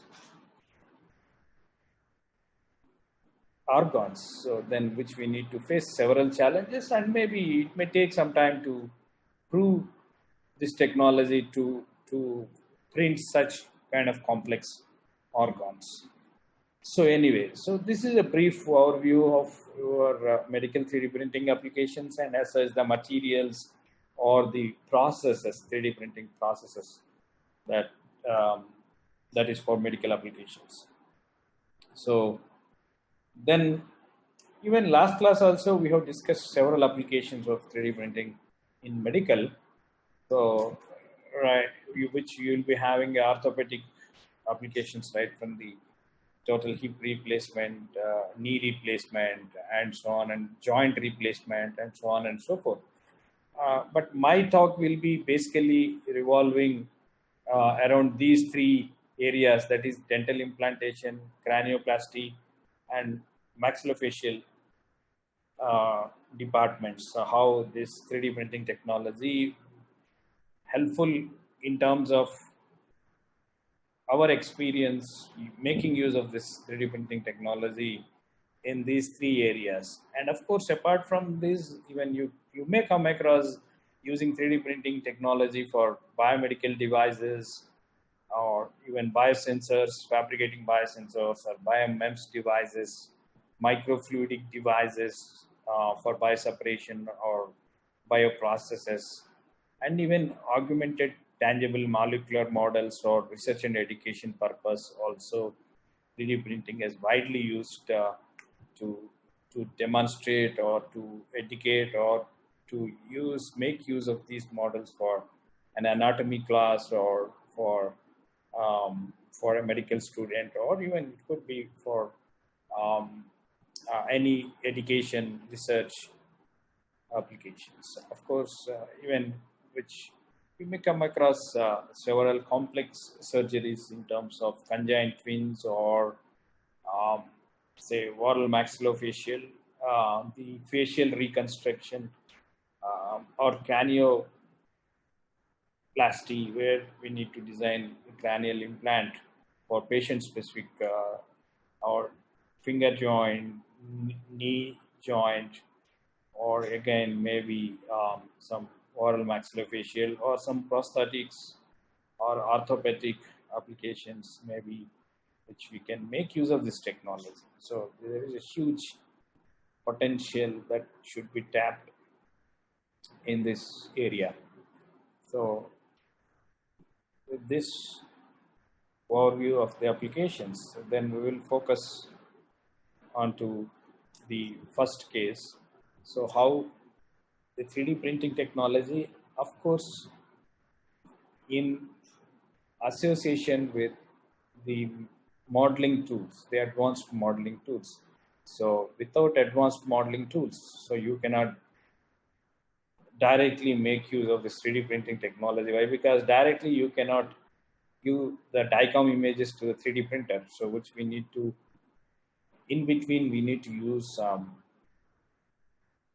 modeling tools that we need to, either in terms of processing your images and further for designing the implant or device or prosthetic or any application for that matter which you are looking at. So the first case study is a cranioplasty, the modeling and analysis of the cranial implant. So coming to the case background or the description of the case. So one male patient met with an accident, which we can see the cranial bone has been, say, damaged, and which we need to augment with implant. So these are the images that has been, say, taken from a mimic software. So as we discussed in the previous class also, how we can segment it and how we can, so you have various threshold values or the CT numbers or the Huntsfield numbers of each and every bone or the tissues, which we need to say by making use of those tools and your region of interest, so you can reconstruct it. Of course, our idea is to say design an implant, so that is going to fit here, but the challenge here is which your thickness, this thickness of the skull is not uniform across the bone, and which we need to say take several dimensions to design the implant that it should match with the native the skull bone of the patient. So for that matter, which we will be taking several say dimensions, and those dimensions, and based on that which we need to design an implant, and we have used two softwares here. One is Mimics, another one is Thematic software to design this implant. So once you design this implant, but it may not be guaranteed you that so it is getting fixed tightly, or so why we need to fix it tightly is, as we know that you have a cerebrospinal fluid, so that fluid will be say pumped from the brain to the spine, And if you are not done this implant design properly, and then there will be a chance of leakage of that fluid. So then which we need to ensure, double check that your implant and the skull, the native skull and the designed implant must be in a tight fitting, so without leakage of your body fluids. So, and which we can make use of the tools, and further you can print this implant through 3D printing machine, and simultaneously you can print the skull bone that has been captured from the CT images. So then you can check the fitment of that, and you can make, say, different trials whether the designed implant on the skull, the original or the native skull of the patient is getting matched. That we need to, you have that opportunity here in the 3D printing. You can print the skull as well as the designed implant and check for the fitment. So, which we can create a customized cranial implant. So that is patient specific. Say, that is the opportunity here. By making use of 3D printing technology, you can print them. And further, so this we have published in one of the journals, and if you are still interested to further refer, so you can refer this journal. And even so, we need to say sometimes your defect or your deformation or your fracture, reasons may be several. The defect one need not be every time is a symmetric defect. If it is a symmetric defect, so we can take a mirroring plane and you can copy the same area from the survived to the defect side. But sometimes your defect is an asymmetric defect, so which is beyond the midline deformation. So in that case, sometimes we need to write our own code, or we need to reconstruct these surfaces. So then we have developed an algorithm to do that job, for which we come across these defects which are beyond the midline deformation. So we have developed an algorithm to do that, and apart from that, which we need to check for the fixation points. So you have implant and you have the skull, and where we need to fix your fixation points, how many fixation points, how does it matter, means you have the cerebrospinal fluid, that CSF, that fluid, so will exert a pressure onto this implant.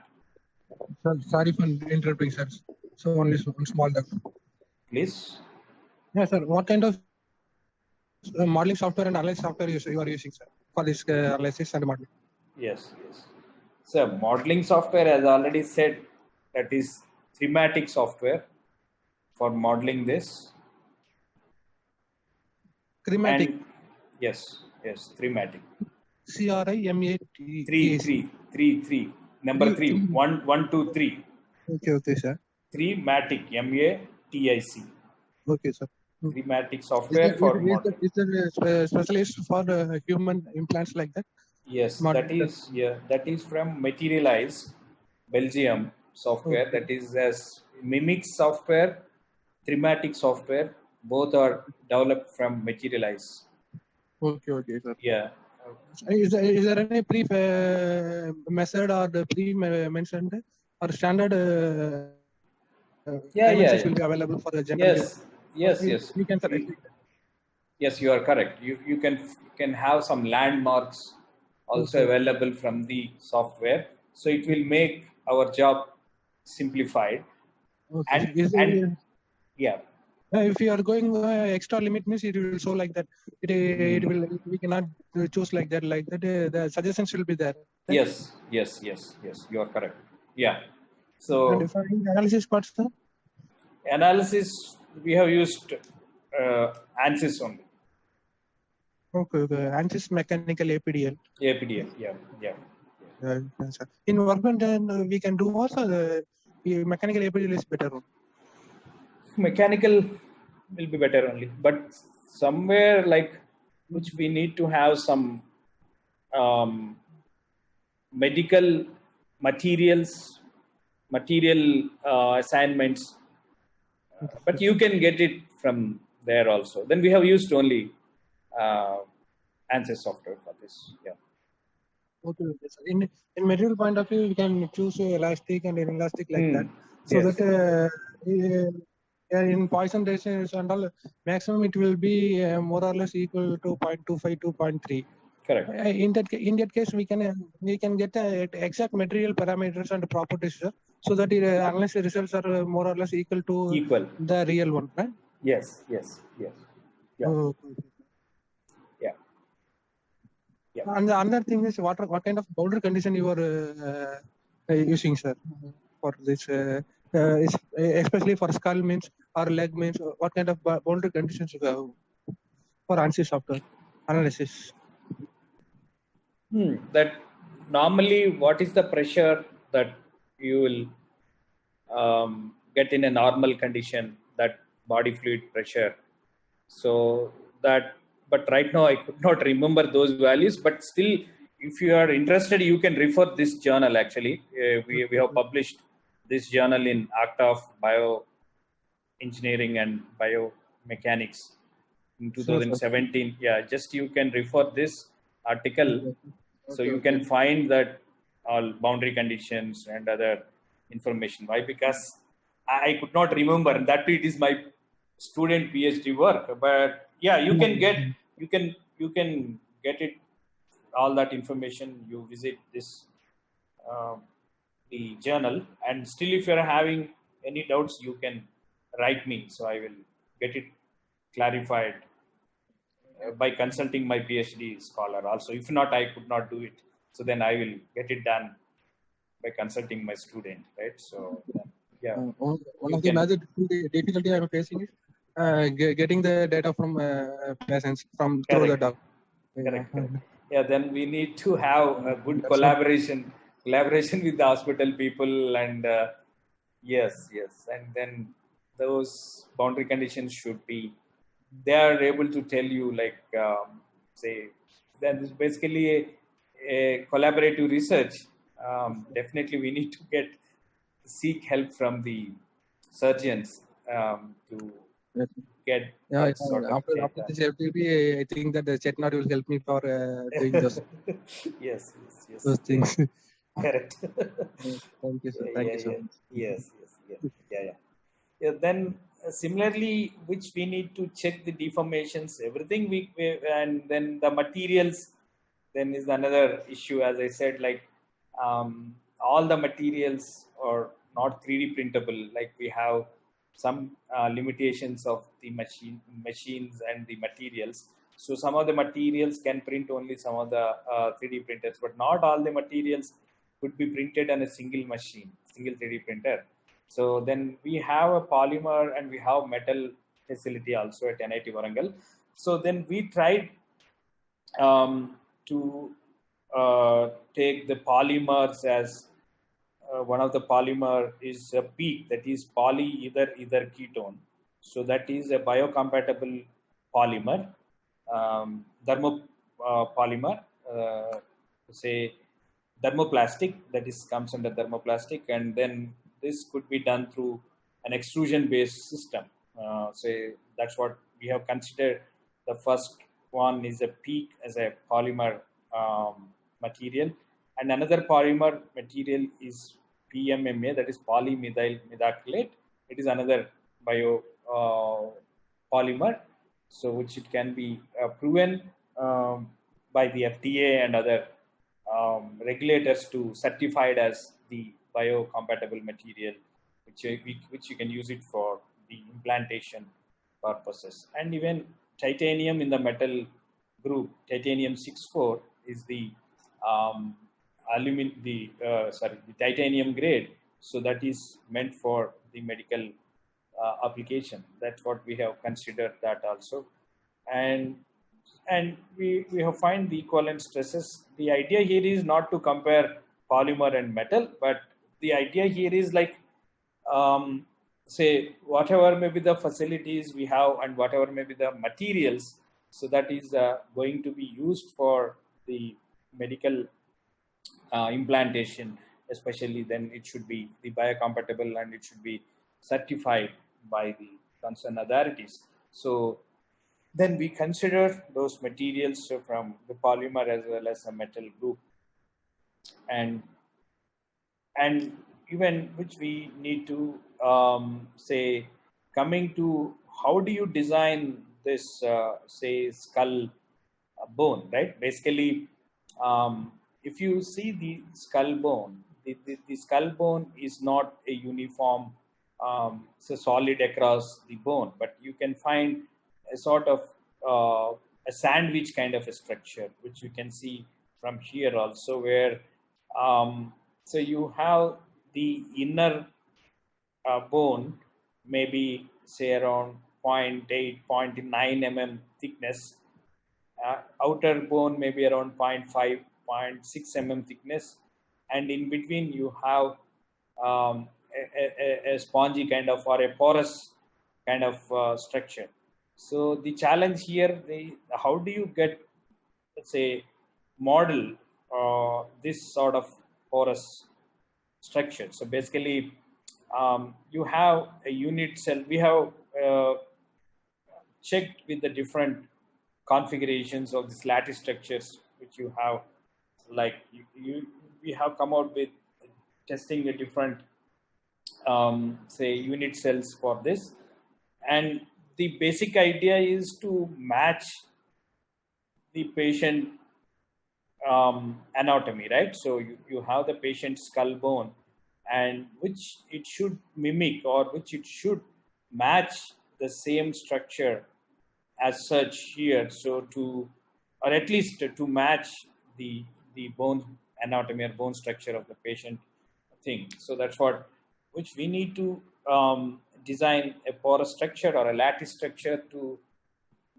get that. So which we have say developed a sort of homogeneous scaffold based implants. So we modeled and we analyzed a unit cell algorithm, and basically it is a meshless approach. And still, if you are looking some extra information about this, then you can refer this journal, that is Medical and Biological Engineering and Computing. So we have published this algorithm or this approach, the meshless approach, in this journal. So you can refer. But the basic idea, how the 3D printing technology helpful for cranial implants is like to mimic or to match the bone structure of the native bone structure of the patient, and you design some implant, and that should match with the native bone structure of the patient. That is the idea. And 3D printing with your modeling techniques, which you could able to model it, and finally you could able to print the same by using your 3D printing technology. So it could be the material here, but we didn't implant this one, but this is basically a model. But even it could be further printed in PEEK material, or even it could be titanium. which it could be directly 3D printed with the biocompatible material, and it could be fixed your cranial plate. Normally what they do, but here conventionally what they do, but here we can have the advantage of matching the bone anatomy of the patient. So that is the biggest advantage of 3D printing rather than the conventional methods normally they use. But that is the biggest advantage which they are going to get with this 3D printing technology. So this is the first case study. Do you have any questions or anything? Otherwise, we will go to the next case study. Right. Right. So then the second case study will be on the dental case study. So this is how these 3D printed models have such used to place an implant for the say if you see this patient requires 2 implants on the lower jaw, which we can see he lost here 2 molar teeth. So those teeth must be say implanted, means you fix some screw and then abutment and fix the say teeth onto that. So for that matter, what they do is, so they drill a hole at the, and then they fix the screw on top of it. They will say fix the teeth. So that is the conventional procedure. But the major problem with the conventional method, so they will take a impression from the mouth, means they use a POP, that is plaster of Paris kind of material, and they will take impression from the mouth. So but the biggest concern here is, so if he or she wants to drill a hole, and the biggest challenge here is there will be a inferior alveolar nerve. So this nerve will be starting from the condyle portion, and it will run through all the way to mental foramen, touching here, and again it will come to other side of the condyle of the jaw. So once he is trying to drill a hole, and if he is not having any idea about this nerve, and erroneously he may cut this nerve, or he may under drill, or you may over drill, there will be a problem in a conventional method. But whereas if you adopt 3D printing technology, so you can make a model of this, right? And you can take that model and sit with the dentist, and then you can rehearsal the surgery, right? So like this, which we can say again, you start with collecting a CT data and processing it in a software like Mimix or any other software, and then you print it onto a 3D printing machine. But this we have done long back, almost like 12 years back. But now you have very beautiful materials, very transparent materials. Even if you have a very transparent material like epoxy resins, like you have a SLA technology, or you have a DLP technologies, where you can make even see-through this model could be, right? So then we can very easily, the dentist is able to say identify where is your say that nerve. So then he can make use of these models to practice the surgery, or to rehearsal the surgery on these biomodels which has been collected from the patient data. And then what could be the size of the drill bit he is going to use during in real-time surgery. So then he can do say pilot drilling, and then say the real sized drill bit, and then screwing it, and then fixing, then all that stuff can be done onto these biomodels which has been taken from the patient mouth, right? Say taken from the patient data. And based on that, so then he can go to operation theater, and then he can say make use of those little bit sizes what he has done before the surgery. So then he can do the same thing here during the real-time surgery, right? So this is where we can make use of these models to get the correct size of the drill, correct size of the implant, the orientation, the size, everything, right? So I am waiting for more than 10 to 15 minutes. It's loading. so it will be done this way, right? Yeah. Hello. So in this way, where you can make use of this 3D printing technology to fix the implant in the right place and the right position. So coming to the next case study, the third case study. So this will be on the mandibular distraction osteogenesis. Means this is one kind of a surgery. Normally, they cut the bone, and bone will have its growth, natural growth of the bone, right? And again, that depends on the age, gender, and other factors. So what they do during this distraction osteogenesis, so they use a device called a distractor, and they will cut the bone. Say, for example, you have a lower jaw, that is mandible you're talking about. So mandible is a lower jaw. So the lower jaw, they cut, and they will leave the gap, maybe 1 mm, 2 mm, 3 mm, like that. So slowly the bone will be getting, say, stretched, right? So how do you get stretched? How do you control that?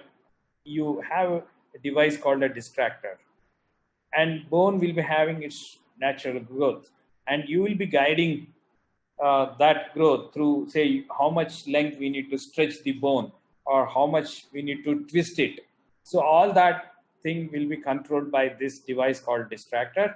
And this is a typical say distraction osteogenesis procedure.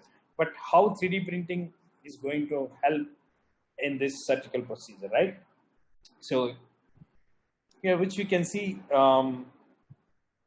she's 8-year-old girl, and where we can see the deformity here. So where you can find out the abnormal growth of the lower jaw, that's mandible.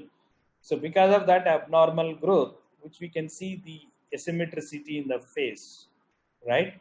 And of course, normal opening is, as we know, that's typically 5 to 6 centimeters. That is the normal opening of the mouth. So which we can see this deformity of the patient. So what you are trying to do here is, like, you're going to adopt a distraction osteogenesis procedure here. So then again, we need to start with taking a CT data of the patient, and which we can see the abnormality, of course, in the other view, other orientation, and which we need to start with collecting a CT data and processing in a medical image processing software, and reconstructing the bone, and which our region of interest is the lower jaw, and the of course the lower jaw and the jaw portion, and where we can see this is the abnormality where you can find from this say 3D reconstructed images. And further, what you are going to do here is, like, where we are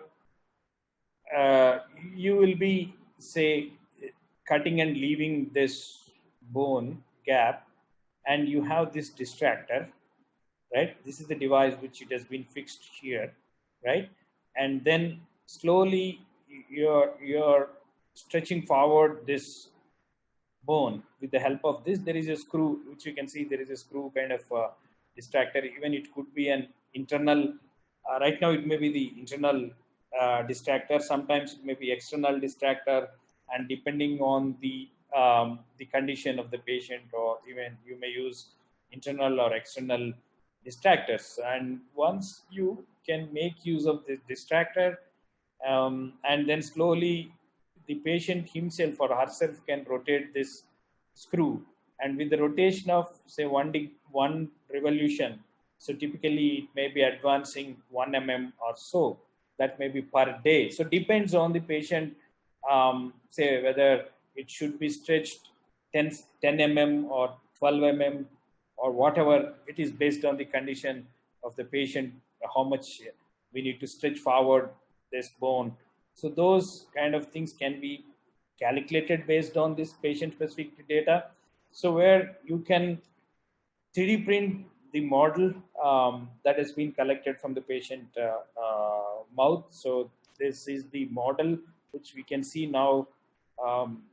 The healthy or the normal, say, jawbone should be a semicircular arch kind of a shape, but which we can see the abnormality on the side, and which we need to twist it. So our aim is to, as much as possible, it should be say twisted, and it should be come for a semicircular kind of a shape. And as well, if you see the ramus height, here the ramus height of the healthier side is this much, whereas, and if you see the ramus height is not grown properly, this bone, the ramus height is very short here on the, say, a defect side, so which we need to otherwise stretch this ramus bone, right? And then only you will attain the symmetricity or the normal say looking of this bone, right? Say what you are ultimately going to do here is we need to twist it, and we need to say stretch this bone. So of course, so you may be coming out with some conclusion based on this model, like how much length it should be stretched, and how much angle it should be twisted, right? So all that will be calculated based on this model. So means your vector calculations, everything will be calculated. So based on this patient specific model that you have been, say, extracted and you have been printed, so then you can make use of this. And of course, so you adapt all that, so then you fix the distractor based on the results that you have done here, and then you implement same thing during the surgery, or if you see the transformation from the initial say initial condition to the final condition, you check the transformation. Say, but still you may get doubt that there will be an abnormality here. It is not 100% symmetrical, neither the bone has not been set, right? So you are correct. Why? Because so the bone growth will be there up to teenage, right? So she's 8-9 year old, but it has been overcorrected as of now. But once she turns 18-19 year, then we need to do a final correction of the bone should be done.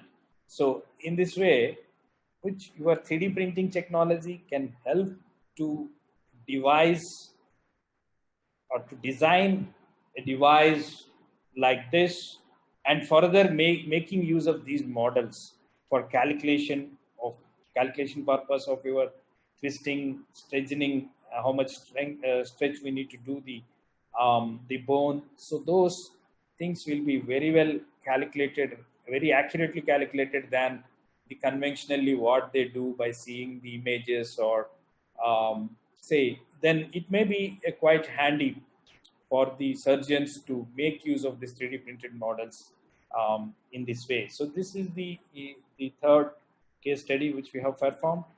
And the fourth case study I'm going to discuss here is the amyloblastic fibroma of mandible. That is the typical words they will call, or otherwise it's a bone reconstruction surgery. So the bone, again, this case is a cancer patient. So this, which we can see from the X-ray images also, this portion, right? Are you able to see from the X-ray image that it should be, this should be removed, this bone. So where we need to, say again, we need to start with taking a CT images from the patient. So 20-year-old patient, say which the CT images has been taken, and further those images have been, say, reconstructed in the Mimic software. And the idea here is like what you are trying to do. Anyway, we need to remove that portion. So you remove that portion from the jaw area, that area, and then which we need to augment it. So means in this way, straightforward, you can make use of the mirroring plane in the software, which we can make use of the mirroring option, and which we can even say, so from the healthier to say defect side, you can copy the same geometry, the size, dimensions, and the form from the healthier to the defect side. And you can, how much portion we need to cut it. So just you can even further print a 3D model and you can give it to the surgeon, and he can perform, say, how much we need to cut that portion. So then you remove that portion. So you can do a sort of rehearsal onto this model, or even you can see in the software also for designing, and further it has been removed during the real-time surgery, before going to the real-time surgery. So even they can make use of these models to say cut that portion, right? And ultimately our aim is to remove that bone from that area, the cancer area, and which we need to design an implant, and which it is going to augment over there. Say for example, you have this, and which we need to say augment by fitting some implant here. So that is exactly of the size, shape, form, geometry of the jaw, that the patient virginal jaw. But why I'm saying this is, so typically you forget about the 3D printing technology, you forget about these advanced modeling tools. But traditionally what they used to do this sort of surgeries. So what they used to do is, so they will take a fibula bone, right? You know, you have from knee to ankle, you have one is a tibia joint, that is a load bearing bone, and you have extra bone God has given as a spare bone, so that is fibula. So normally they take that fibula bone and they will try to graft it. So they do a bone grafting and trying to say fit here, and by grafting it, and they are trying to fit it, but it never fit to the exact geometry, and that is very difficult to do that. But in terms of this implantation, which we can match that implant, or which is of the shape, form, dimension, everything, say in that way,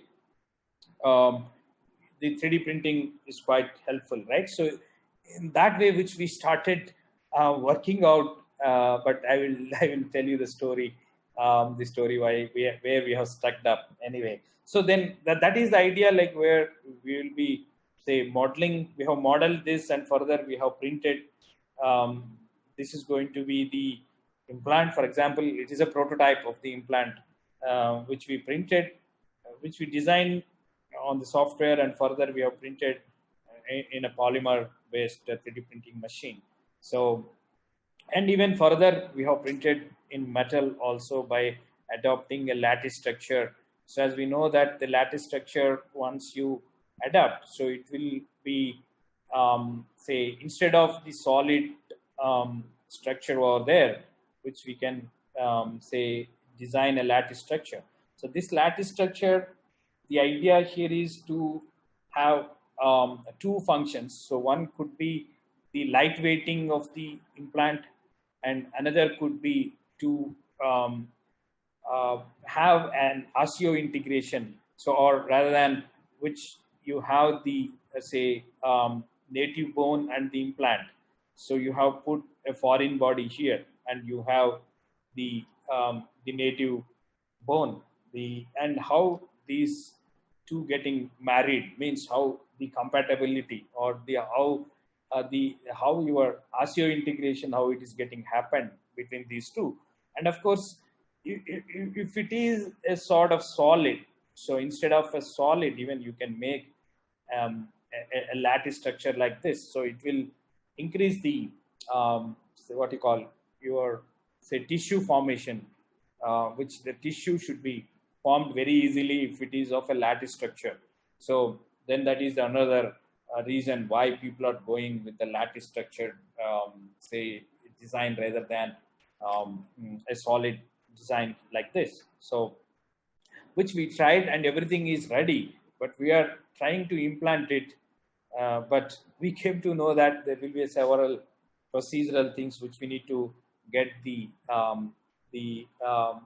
clearances from the different departments, or we need to follow sort of clearances, ethical clearances, and other formalities. It's not sufficient to take a declaration from the patient saying that, okay, we are going to operate and we are going to use some foreign body, we are going to keep it inside your, say, body, but which we need to clear other formalities or other clearances also. That's what where we stuck up.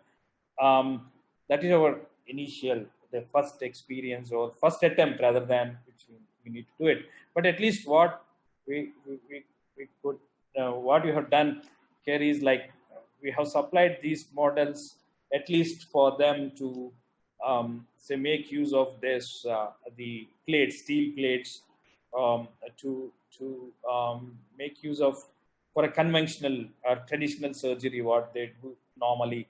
So in and above that, so where we could able to supply this models which is being taken from the patient, and they have done in a conventional or traditional way of using the surgery here as the bone grafting technique, as I said previously.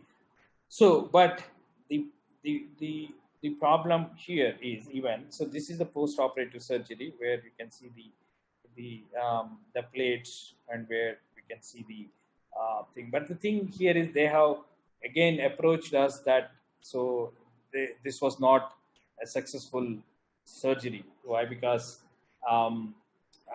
but definitely if it is an implant and which it has been patient specific implant rather than using a bone grafting technique and then further some sort of side effects or complications, and then they again approached us. Why? Because we have already done the modeling, everything printed, and then everything is ready, and even we have succeeded with the other case, the next case. Then that has helped us, or that has boosted the our confidence to even go with the implantation. But anyway, what I'm trying to say here is like whenever you have a sort of complex surgery which otherwise your conventional methods are not working out or not giving a good result, then definitely 3D printing will help you in solving those kind of situations where you can make use of this technology to come out from those kind of complications which you come across any surgeries of this sort. Yeah, and then the next case, the fifth case I'm going to discuss here is, do you have any questions up to now?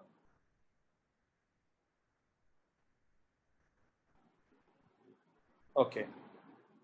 So then we'll talk about the next case study. The fifth case study is the TMJ ankylosis. So if you ask any oral maxillofacial surgeon, so how complex is a TMJ ankylosis?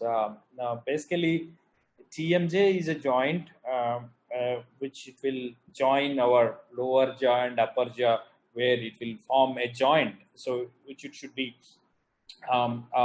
that is responsible for freely articulation of your jaws. That is normal opening 5 to 6 centimeters, normal biting, normal chewing, and healthy person could be able to open 5 to 6 centimeter opening of the mouth. And your joint, this TMJ joint, is responsible to have a normal occlusion or normal biting or whatever the normal say chewing, biting. So your articulation of the jaws will be done through this joint called TMJ. So this TMJ ankylosis, so where it's going to be very complex surgery for a oral maxillofacial surgeon. So if you observe this patient by born, she had the TMJ joint has been fused. So one side of the joint, you have two sides of the TMJ, that is left side and the right side. You have two joints, right? So where your upper jaw and lower jaw will form a joint here. So by birth, she had the joint got an integral part, means it got fused. So the joint got fused. So and other side, it is normal only. So which we can, I'm talking about this portion.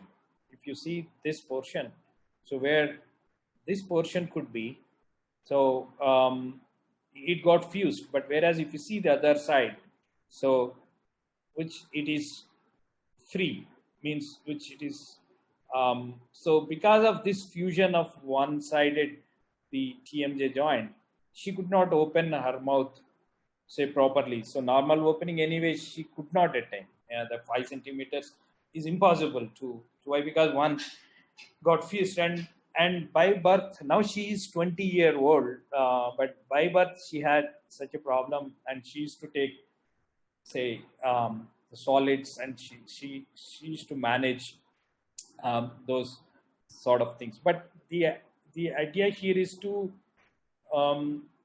say, and one more thing here is which we need to do a first level surgery as a distraction osteogenesis, as we discussed previously also, where you will be, I'm talking about this, are you able to say see exactly what I'm trying to say talk about? So this has been fused. This is not a easy articulated joint. Why? Because it has become an integral part. It got fused. The lower jaw and upper jaw, it has become say, an integral part. But it should not be in this way, which it should be easily articulated. Then only, because of this joint is free, then only you are able to articulate your jaws. But anyway, so what we need to do here is the this distraction osteogenesis, like where you will be say leaving the gap, which we can see maybe initially 1 mm, 2 mm, 3 mm, which we can see the sort of say mismatching of this two jaws. So what you are trying to do when it is getting matched, we need to stretch forward this the lower jaw. How much we need to stretch forward, which we can see maybe around 19 mm, 20 mm. So which it is getting stretched forward the bone, and once it is getting stretched forward, and which it is getting aligned, right? So this is what these models are helpful to come out with the conclusion, saying that how much we need to stretch forward, say for your device called distractor. So those sort of things can be done on this, right? Say in this way, where these models are quite helpful to come out with those kind of conclusions.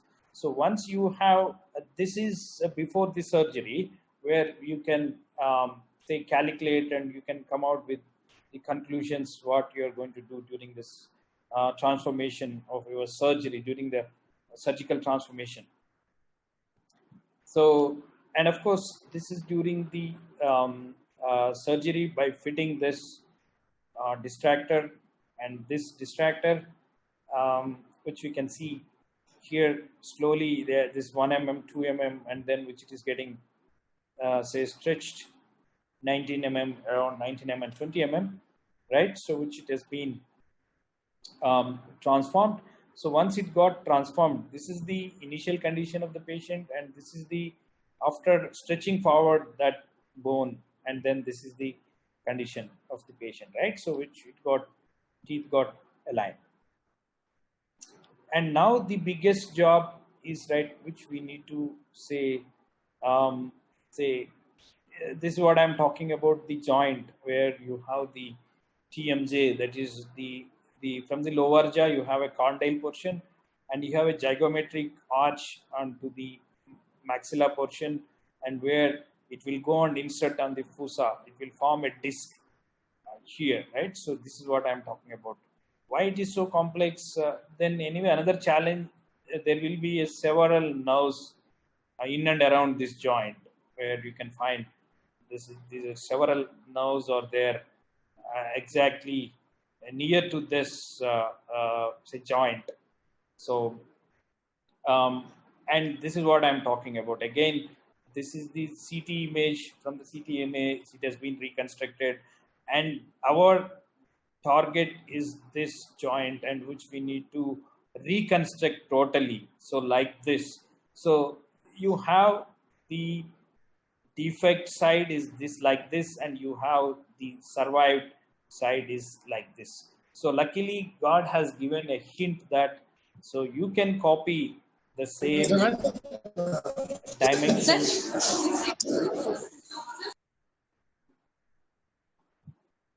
Hello. So sorry for that, sir. Please continue.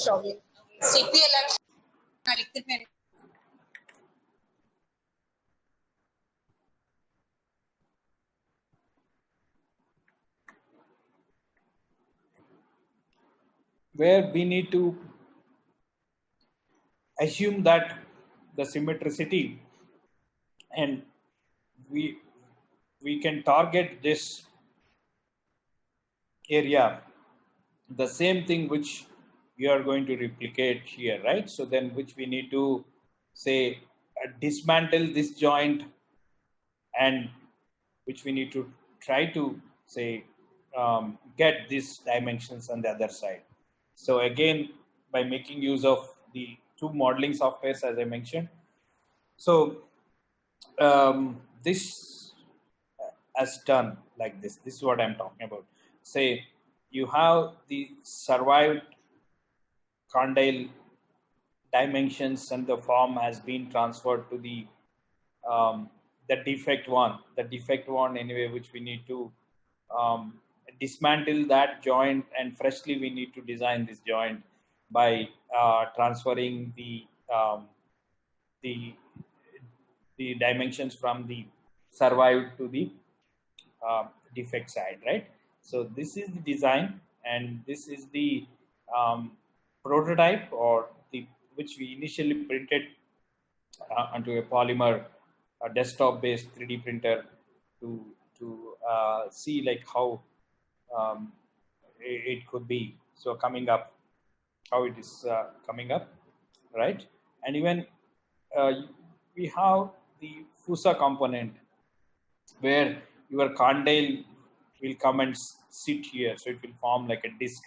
So this disc again, from the survived side to the defect side, it has been copied, taken the same dimension from the survived side to the defect side, and this is the design of that fossa, and it has been printed by using a polycarbonate, that is a biocompatible certified material from the polymer one of the 3D printers which you can support. Stratasys make printers. Yeah, this is what I'm talking about. If you see from the upper jaw side, that's the maxilla side where you have the red color one. This is zygomatic arch, and we have the fossa component, and this is from the mandible lower jaw side where the condyle.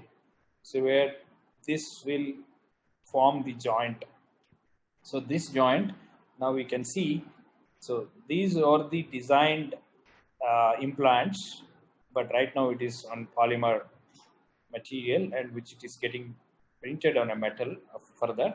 And anyway, this is the patient say model, and these are the designed and printed joint, and this joint TMJ joint has been printed and it has been checked for the fitment before it is getting printed onto the metal printer. So basically this is a titanium 64 is a material that is the biocompatible material that we can use for implantation.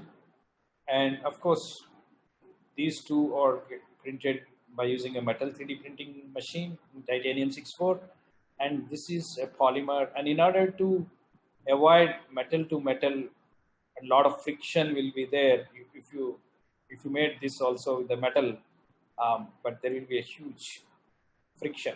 So then it has been, say, printed in a polymer, biocompatible polymer, and this is what the joint is going to be sitting onto the patient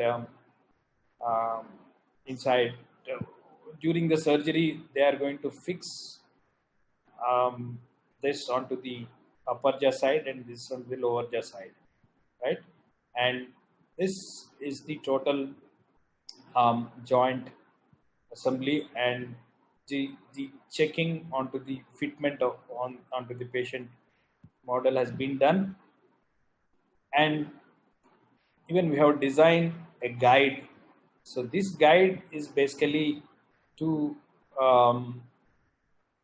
ensure that, so just like that, they cannot drill holes to fix the implant onto the say bone, right? So which we need to, they may be using with the help of these guides or the template. So this guide, which is helping the surgeon to easy drilling of holes onto the jaw, either both on the lower jaw side as well as at the upper jaw side. So we have designed and printed the guide also for easy fixation of this implant. And this is during the surgery. Even I was there inside the operation theater along with my student and my collaborator from Australian University. We have a collaboration, and this is the sort of surgery where during the surgery I was there. I am the evident for this. So which we can see once that fusion of the joint. So for the past 20 years, she has been surviving that way without opening her mouth. So once that fusion of the joint has been released, so that joint has been released, now the normal opening has attained, the 4 centimeter opening has been attained. And the thing is now, which we need to say, fix that during the surgery, right? So which we can see from the zygomatic side, that is from the maxilla side, which we can see with the help of the screws, it got fixed from the maxilla side, and from the mandible side. So that is onto the that condyle there, that portion where this was fixed from the bottom, which you can see now. Patient Now she could able to, sorry. Yeah. Now, which you can see, the patient now is able to attain a normal opening, normal biting, and normal chewing. So, for the past 20 years, she has been surviving in that way. But thanks to these technologies, where she had a better societal life than for the past 20 years, she has been like that. But the technologies like this, so it will resolve these sort of complex surgeries which we can come across. So, and then the last case study I'm going to discuss with you is a basilar integrated implant. So this case is an accident case. Um, uh, he met with an accident, and incidentally, he broke his upper jaw. So he lost 5 teeth, and the partial bone has been damaged, which you can see the 5 teeth has been, say, and the bone is also damaged. Um, you cannot fix 5 teeth through the conventional way. Why? Because you have only, say, conventional implants, which it needs a support of the bone to take that screws to fix the teeth, but that is not at all possible. So the conventional available implants are not worked out here, and even we need to have the nerve relieving option here, so that is also should be attained. And the density of the bone is not uniform, as we know that, and angle of the teeth placement, that is also another challenging stuff here. And more or less, this fracture is not a symmetric fracture. If it is a symmetric fracture, so altogether it's a different story. But being an accident, we don't know whether he's expected to broke his thing in a symmetric way. But anyway, this is an asymmetric fracture, and he lost 5 teeth, and the bone got damaged. The conventional implants are not serve the purpose. I'm talking about the, if you find some conventional implants, so which could be of this sort, which you could not accommodate 5 say implants and fixing the teeth, ultimately you don't have the bone support much here. So then we need to design our own patient match or patient condition, which we have come out with a sort of implant, so which it will be, which we can find even the dimensions are different from one side to other side. Why? Because this is not a symmetric fracture, it is a asymmetric fracture. So which we designed for the patient specific implant, and further we have tested for the maximum load conditions. So, and applying the boundary conditions, maximum biting, chewing forces, and all that has been attained.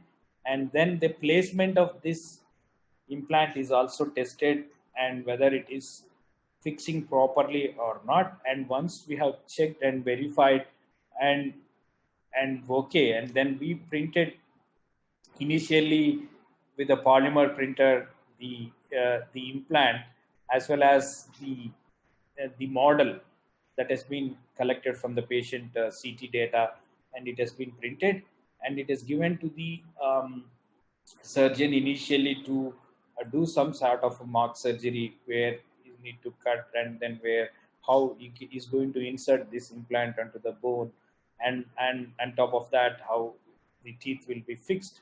So at least 4 teeth has been accommodated here, and this is the sort of say patient specific implant. It has been designed and printed initially, and ultimately it has been printed in a metal titanium 64 in a metal 3D printer, and these are the supports. And after removing the supports, and after cleaning, sterilizing, autoclaving, and following the sort of regulations given by the FDA, and accordingly we need to do this. And once you have done that, so this is during the surgery where you can see this implant is getting fixed, and finally it has been fixed into the patient mouth. So this we have published in one of the reputed journals in this area, that is Rapid Prototyping Journal. As a case study we have published. If somebody is interested, you can refer this article also for other reading. So, and this is what, where it has been, say, fixed. You see the post surgery patient X-ray image where your implant is this way, and where your teeth got fixed. So you have the permanent implant at the back in this way, right? So in this way, where your 3D printing technology, metal 3D printing, and even polymer printing for say planning the surgery, rehearsing the surgery, or implantation, fabricating the implants and fixation, or even it could be same thing for the prosthetics, or even it could be same thing for any other devices which you are looking at. So it can be. Hello, sir. Yes, please.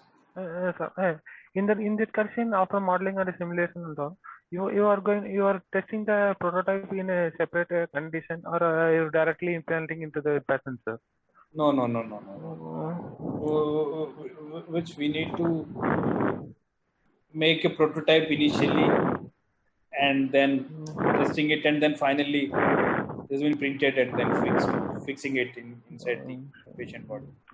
In skull and all, what kind of testing you have done, sir? Like in after creating that 3D model, and how it is.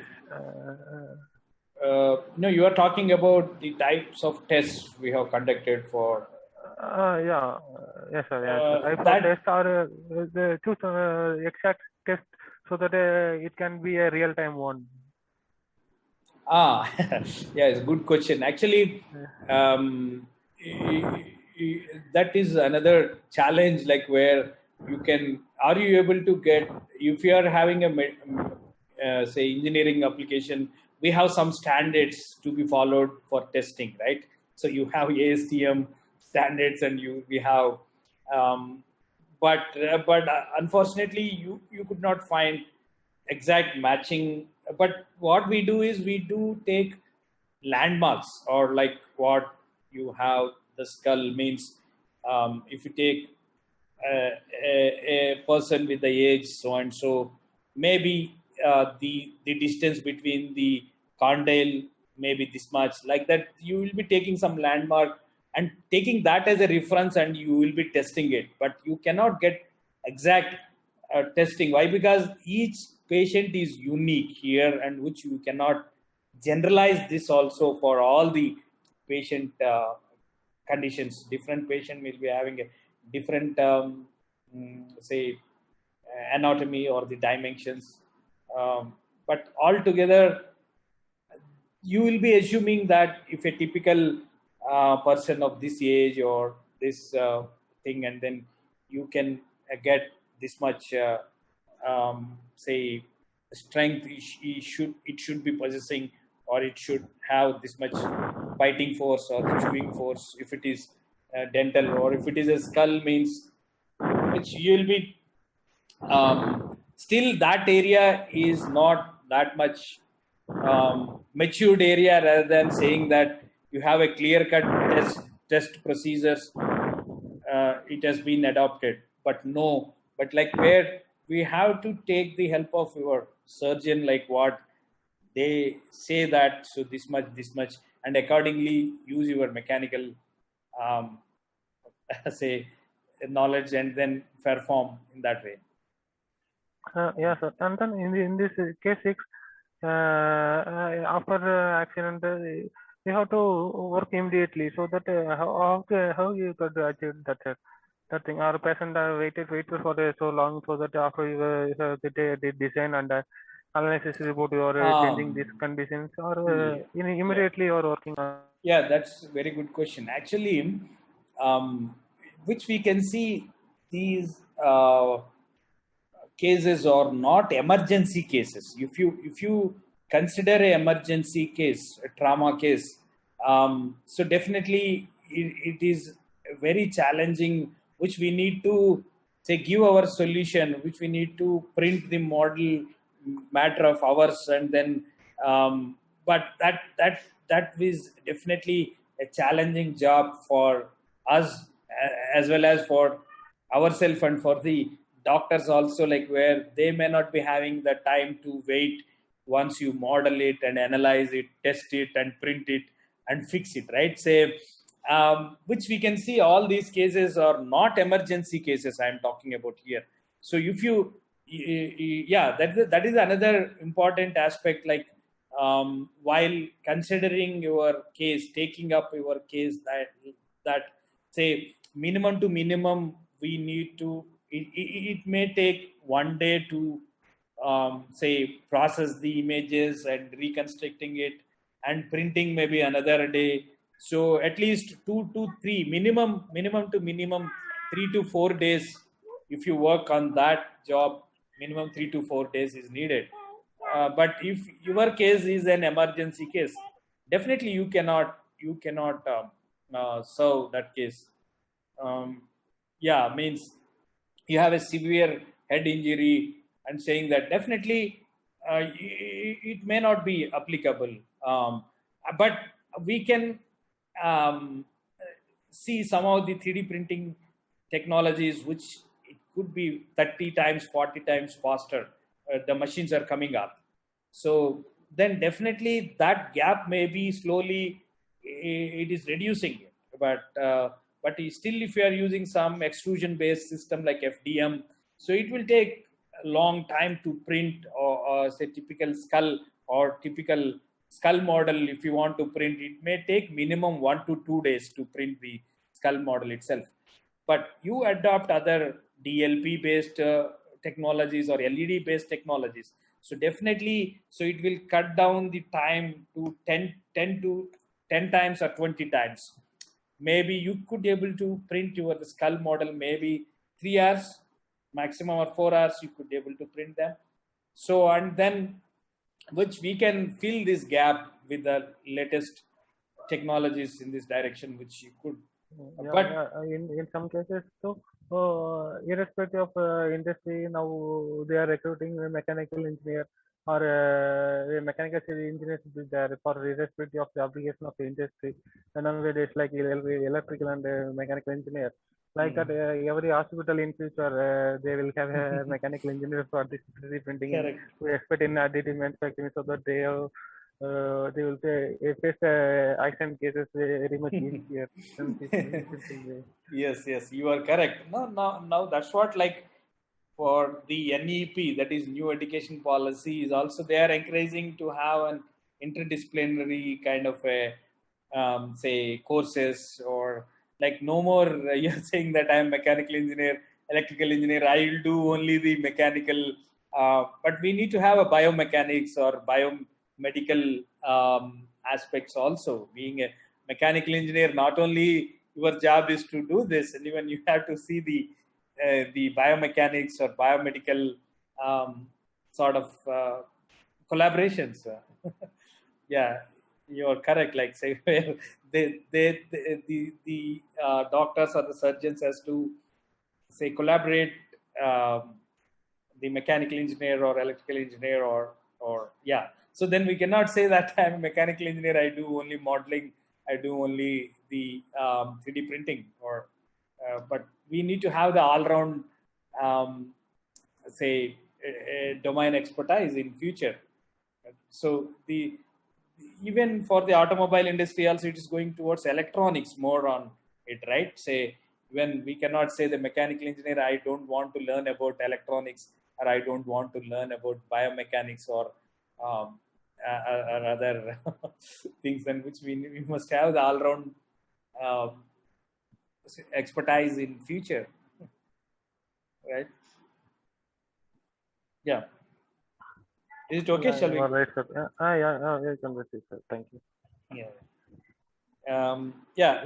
As you said, like some of the emergency cases like head injury and the bleeding is happening, or you have some sort of emergency cases, but definitely it may take time to process your data and printing the model or implant. It will take days, maybe 1 day, 2 day, 3 days, but definitely if it is of emergency nature, still it may not be possible to take up that cases. But you have some long term diseases or a pending, like you have some cleft case.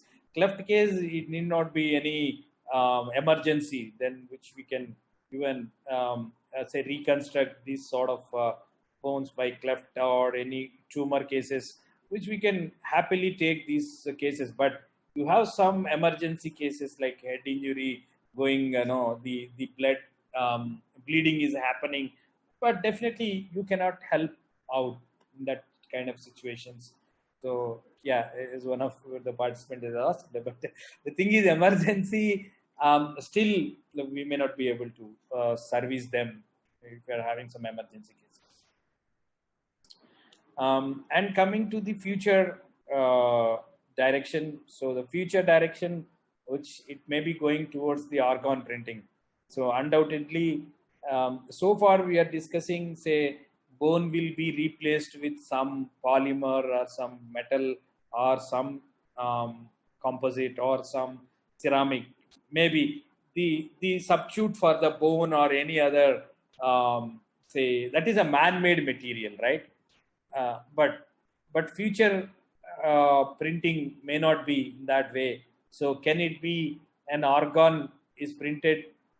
That's the future direction. Say, then what could be the material? So you are not taking an engineered material or a synthetic material. So you are going to take a natural material rather than a living cell, which it has been taken from the own patient body, maybe a piece of a heart or even a blood cell or a living cell or a stem cell or any sort of living cell that is going to be the material for organ printing or a tissue engineering sort of thing, right? So your material is going to play a vital role here. So then once you collect the material and you add some sort of nutrients or proteins, or you multiply these cells, basically you know the cell cultivation principle. You multiply the cells, and once you multiply the cells in an incubator, and then you can even print them out from the printers, and then again you are putting back into the patient body, maybe wherever it requires, maybe heart, maybe a skin, maybe any sort of organ. You start with the cells will be multiplied and form a tissue, and those tissues are grown like a organ, and it is getting, say, but it seems simple, but there will be several challenges once you want to, say, realize these sort of organ printing or this sort of bioprinting. So in order to summarize, like what is an organ printing or a bioprinting is all about, so then you will be extracting the cell from the own patient body. Maybe the cell, it has been taken from the heart or lungs or liver or kidney or wherever you are looking at the solution. You want to transplant it or you want to repair a particular organ. So then they will be extracting the cell from the own patient body, and they will be adding some sort of say proteins or nutritions, and cultivating it in an incubator and multiplying these cells in in say exponential multiplication of these cells will be done, and it will form a sort of tissue, or it will form a sort of organ. But you may get doubt whether you have cultivated something in an incubator and whether it will be possessing the same property or same characteristic that native organ is having. Then how do you get ensured? So somebody was asking testing, right? So here also, how do you get tested your organ is having, say, the properties that the native organ is having in terms of physical, in terms of mechanical, in terms of rheological properties, biocompatibility, all that. Then how do you get ensured? That is very challenging stuff, like which you may adopt some sort of bioreactors to test them. Then once you test them, and then is it okay? And then you will be putting back into the patient, the human, like wherever you are removed or you have extracted the cell, and you are getting repaid or you are getting replaced that sort of organ. So then it may be somewhat like a fiction movie, but what is the reality of this organ printing? So definitely people has already say printed simple organs, maybe like bladder people has already done, and people has done blood vessels, people has already done skin, but skin, blood vessels, or the bladder maybe a relatively less complex organs. But if you talk about kidneys, or if you talk about lungs, or the heart, or the liver, definitely it's going to be very complex organs. And then how do you ensure the functionality, whether you are attaining the functionality in your own preparation that you have done, and then whether it has been, say, supportive or not. That's the $1,000,000 question, and there will be several challenges. But we can find a lot of breakthroughs in this direction. Maybe not now, maybe over the period of time, 10 years, 15 years. Maybe it may be possible to say get printed your heart, a functional heart. Maybe it may be possible, but maybe we have to wait for that moment. Maybe we have to wait long time for that.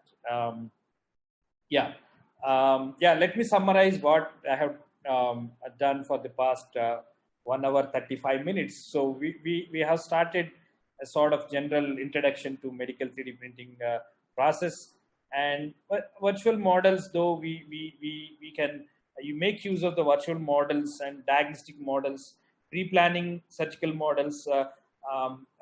Throughout my case studies, some of them are pre-planning surgical models. Some of them is already implanted into the patient body, and even we can extend for the medical devices also. Maybe that could be an implantable, or that could be a non-implantable, or tools or guides or the templates, or even it could be a supporting devices like arm braces, knee braces. Though I didn't touch this, but the extension of these, the journey starts with this, and then even it can be extended for your devices also. And the tissue engineering and organ printing, that's going to be the future direction of this 3D printing in medicine.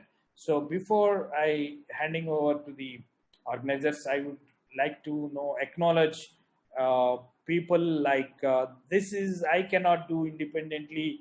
My students cannot do independently. It's basically a sort of collaborative research. So which we need to acknowledge the doctors, Dr. Shekhar Reddy and Dr. Aditya Mohan from Panya Dental Sciences and Research Center at Hyderabad for oral maxillofacial and craniofacial cases. And for the dental cases, Dr. P. Mahesh from Narayana Dental College, that's a help from him we got for the dental case studies. And of course, the DST and SCRB for the financial support for sponsoring the research project. And of course, last but not the least, my UG, PG, and my PhD scholars, as well as the PGs from the hospital side. So, which they are doing really a fantastic job and fixing up their time. So, my students, so I would like to acknowledge. Probably you might have seen the various citations of my papers along with my students. So, those are highly acknowledged. At least 2 to 3 PhD scholars where directly this is their work. So like Mr. Manmadachari and the Santosh, and as well as Fanendra. These are the 3 people which have presented the cases, their PhD, part of their PhD work. So I would like to acknowledge them. Even some of the PG and UG boys also involved in these cases. I would like to acknowledge them. And of course, there are some of the facilities which we have: metal printer and polymer printers and desktop printers, scanners and furnace, muffle furnace and short pinning machine. And we have the softwares like Mimix, Magix, Thematic, Catalyst, and 3D Expert. These are the 3D printing softwares for even medical and for general engineering applications also, which we will be using these softwares. So yeah, that's all from my side. So if you're having specific questions, I am very happy to answer those questions. It's over to you, madam. Thank you so much, sir. We do have one question, sir. Mr. Satish Kumar has asked, did you use any functionally graded material for implants? Yeah, so far we didn't use any functionally graded material, but that's going to be quite interesting stuff if you use a functionally graded material. So that's if you want to print the functionally graded materials, but we do have a very limited choices of 3D printers, but not all the 3D printers can print the functional graded materials. But I didn't use any functionally graded material, but we have used only a uniform or a homogeneous material, that is titanium 64 for the implantation, and yeah, but even functionally graded material is also a very good choice, but we need to look for an appropriate machine that it could print FGMs, but not all the 3D printers can print the FGM. Yeah, we didn't use any FGM, but we need to look for a sort of machine which it could able to print in FGM for implants. Yeah. Thank you, sir. Thank you so much, sir. Participants, do we have any other query? Yeah, excuse me, sir. Yes.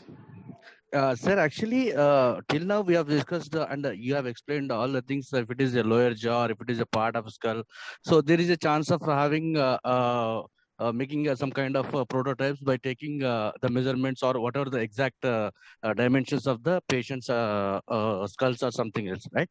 So my question is there any chance to to prepare in the earlier stage itself by taking some sample of kidney or some kind of heart by by multiplying it? It will take some time, no, sir. So as there are many exposures are there by taking a sample of from the human body itself, so they'll prepare in the earlier stage itself whenever it is useful. That will be implemented immediately by taking some kind of surgeries or by implanting something else. So is there any chance in the 3D printing for making it earlier stage itself? Yeah, it's quite interesting question. Yeah, like you are trying to say that even we can before you get damaged your organs, yes, sir. before Yes, sir. that Exactly. itself, if you are Exactly. finding some sort of symptoms or like Yes, which we yes. can Absolutely, sir. yeah, then No, something like immortality. Something exactly. Exactly, sir.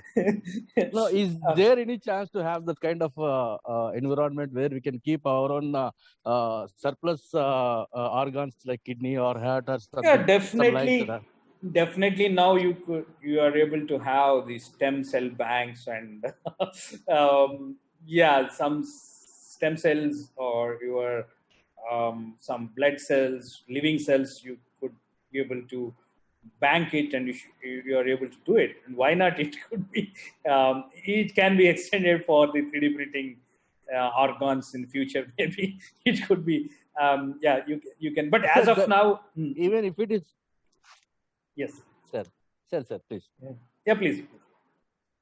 No, if that kind of possibility is there, that will be very, grateful thing for the patients who are very nearer to have some kind of damage of organs or something else. No, sir. So before only they can take care of their organs, and they'll get prepared one more set of organ. Be ready for them, no, sir. It may be possible, but as in the present condition, it may not be that much. So still, research is going on whether these organs are rightly functioning or not. Yeah, definitely there will be several challenges that we should answer. Then maybe yes, maybe in the future. But as of now, it may not be possible to do that. Maybe in future we can expect that sort of thing. Okay, thank you, sir. Thank you so much, sir. That was an outstanding presentation. If is any other participants have queries?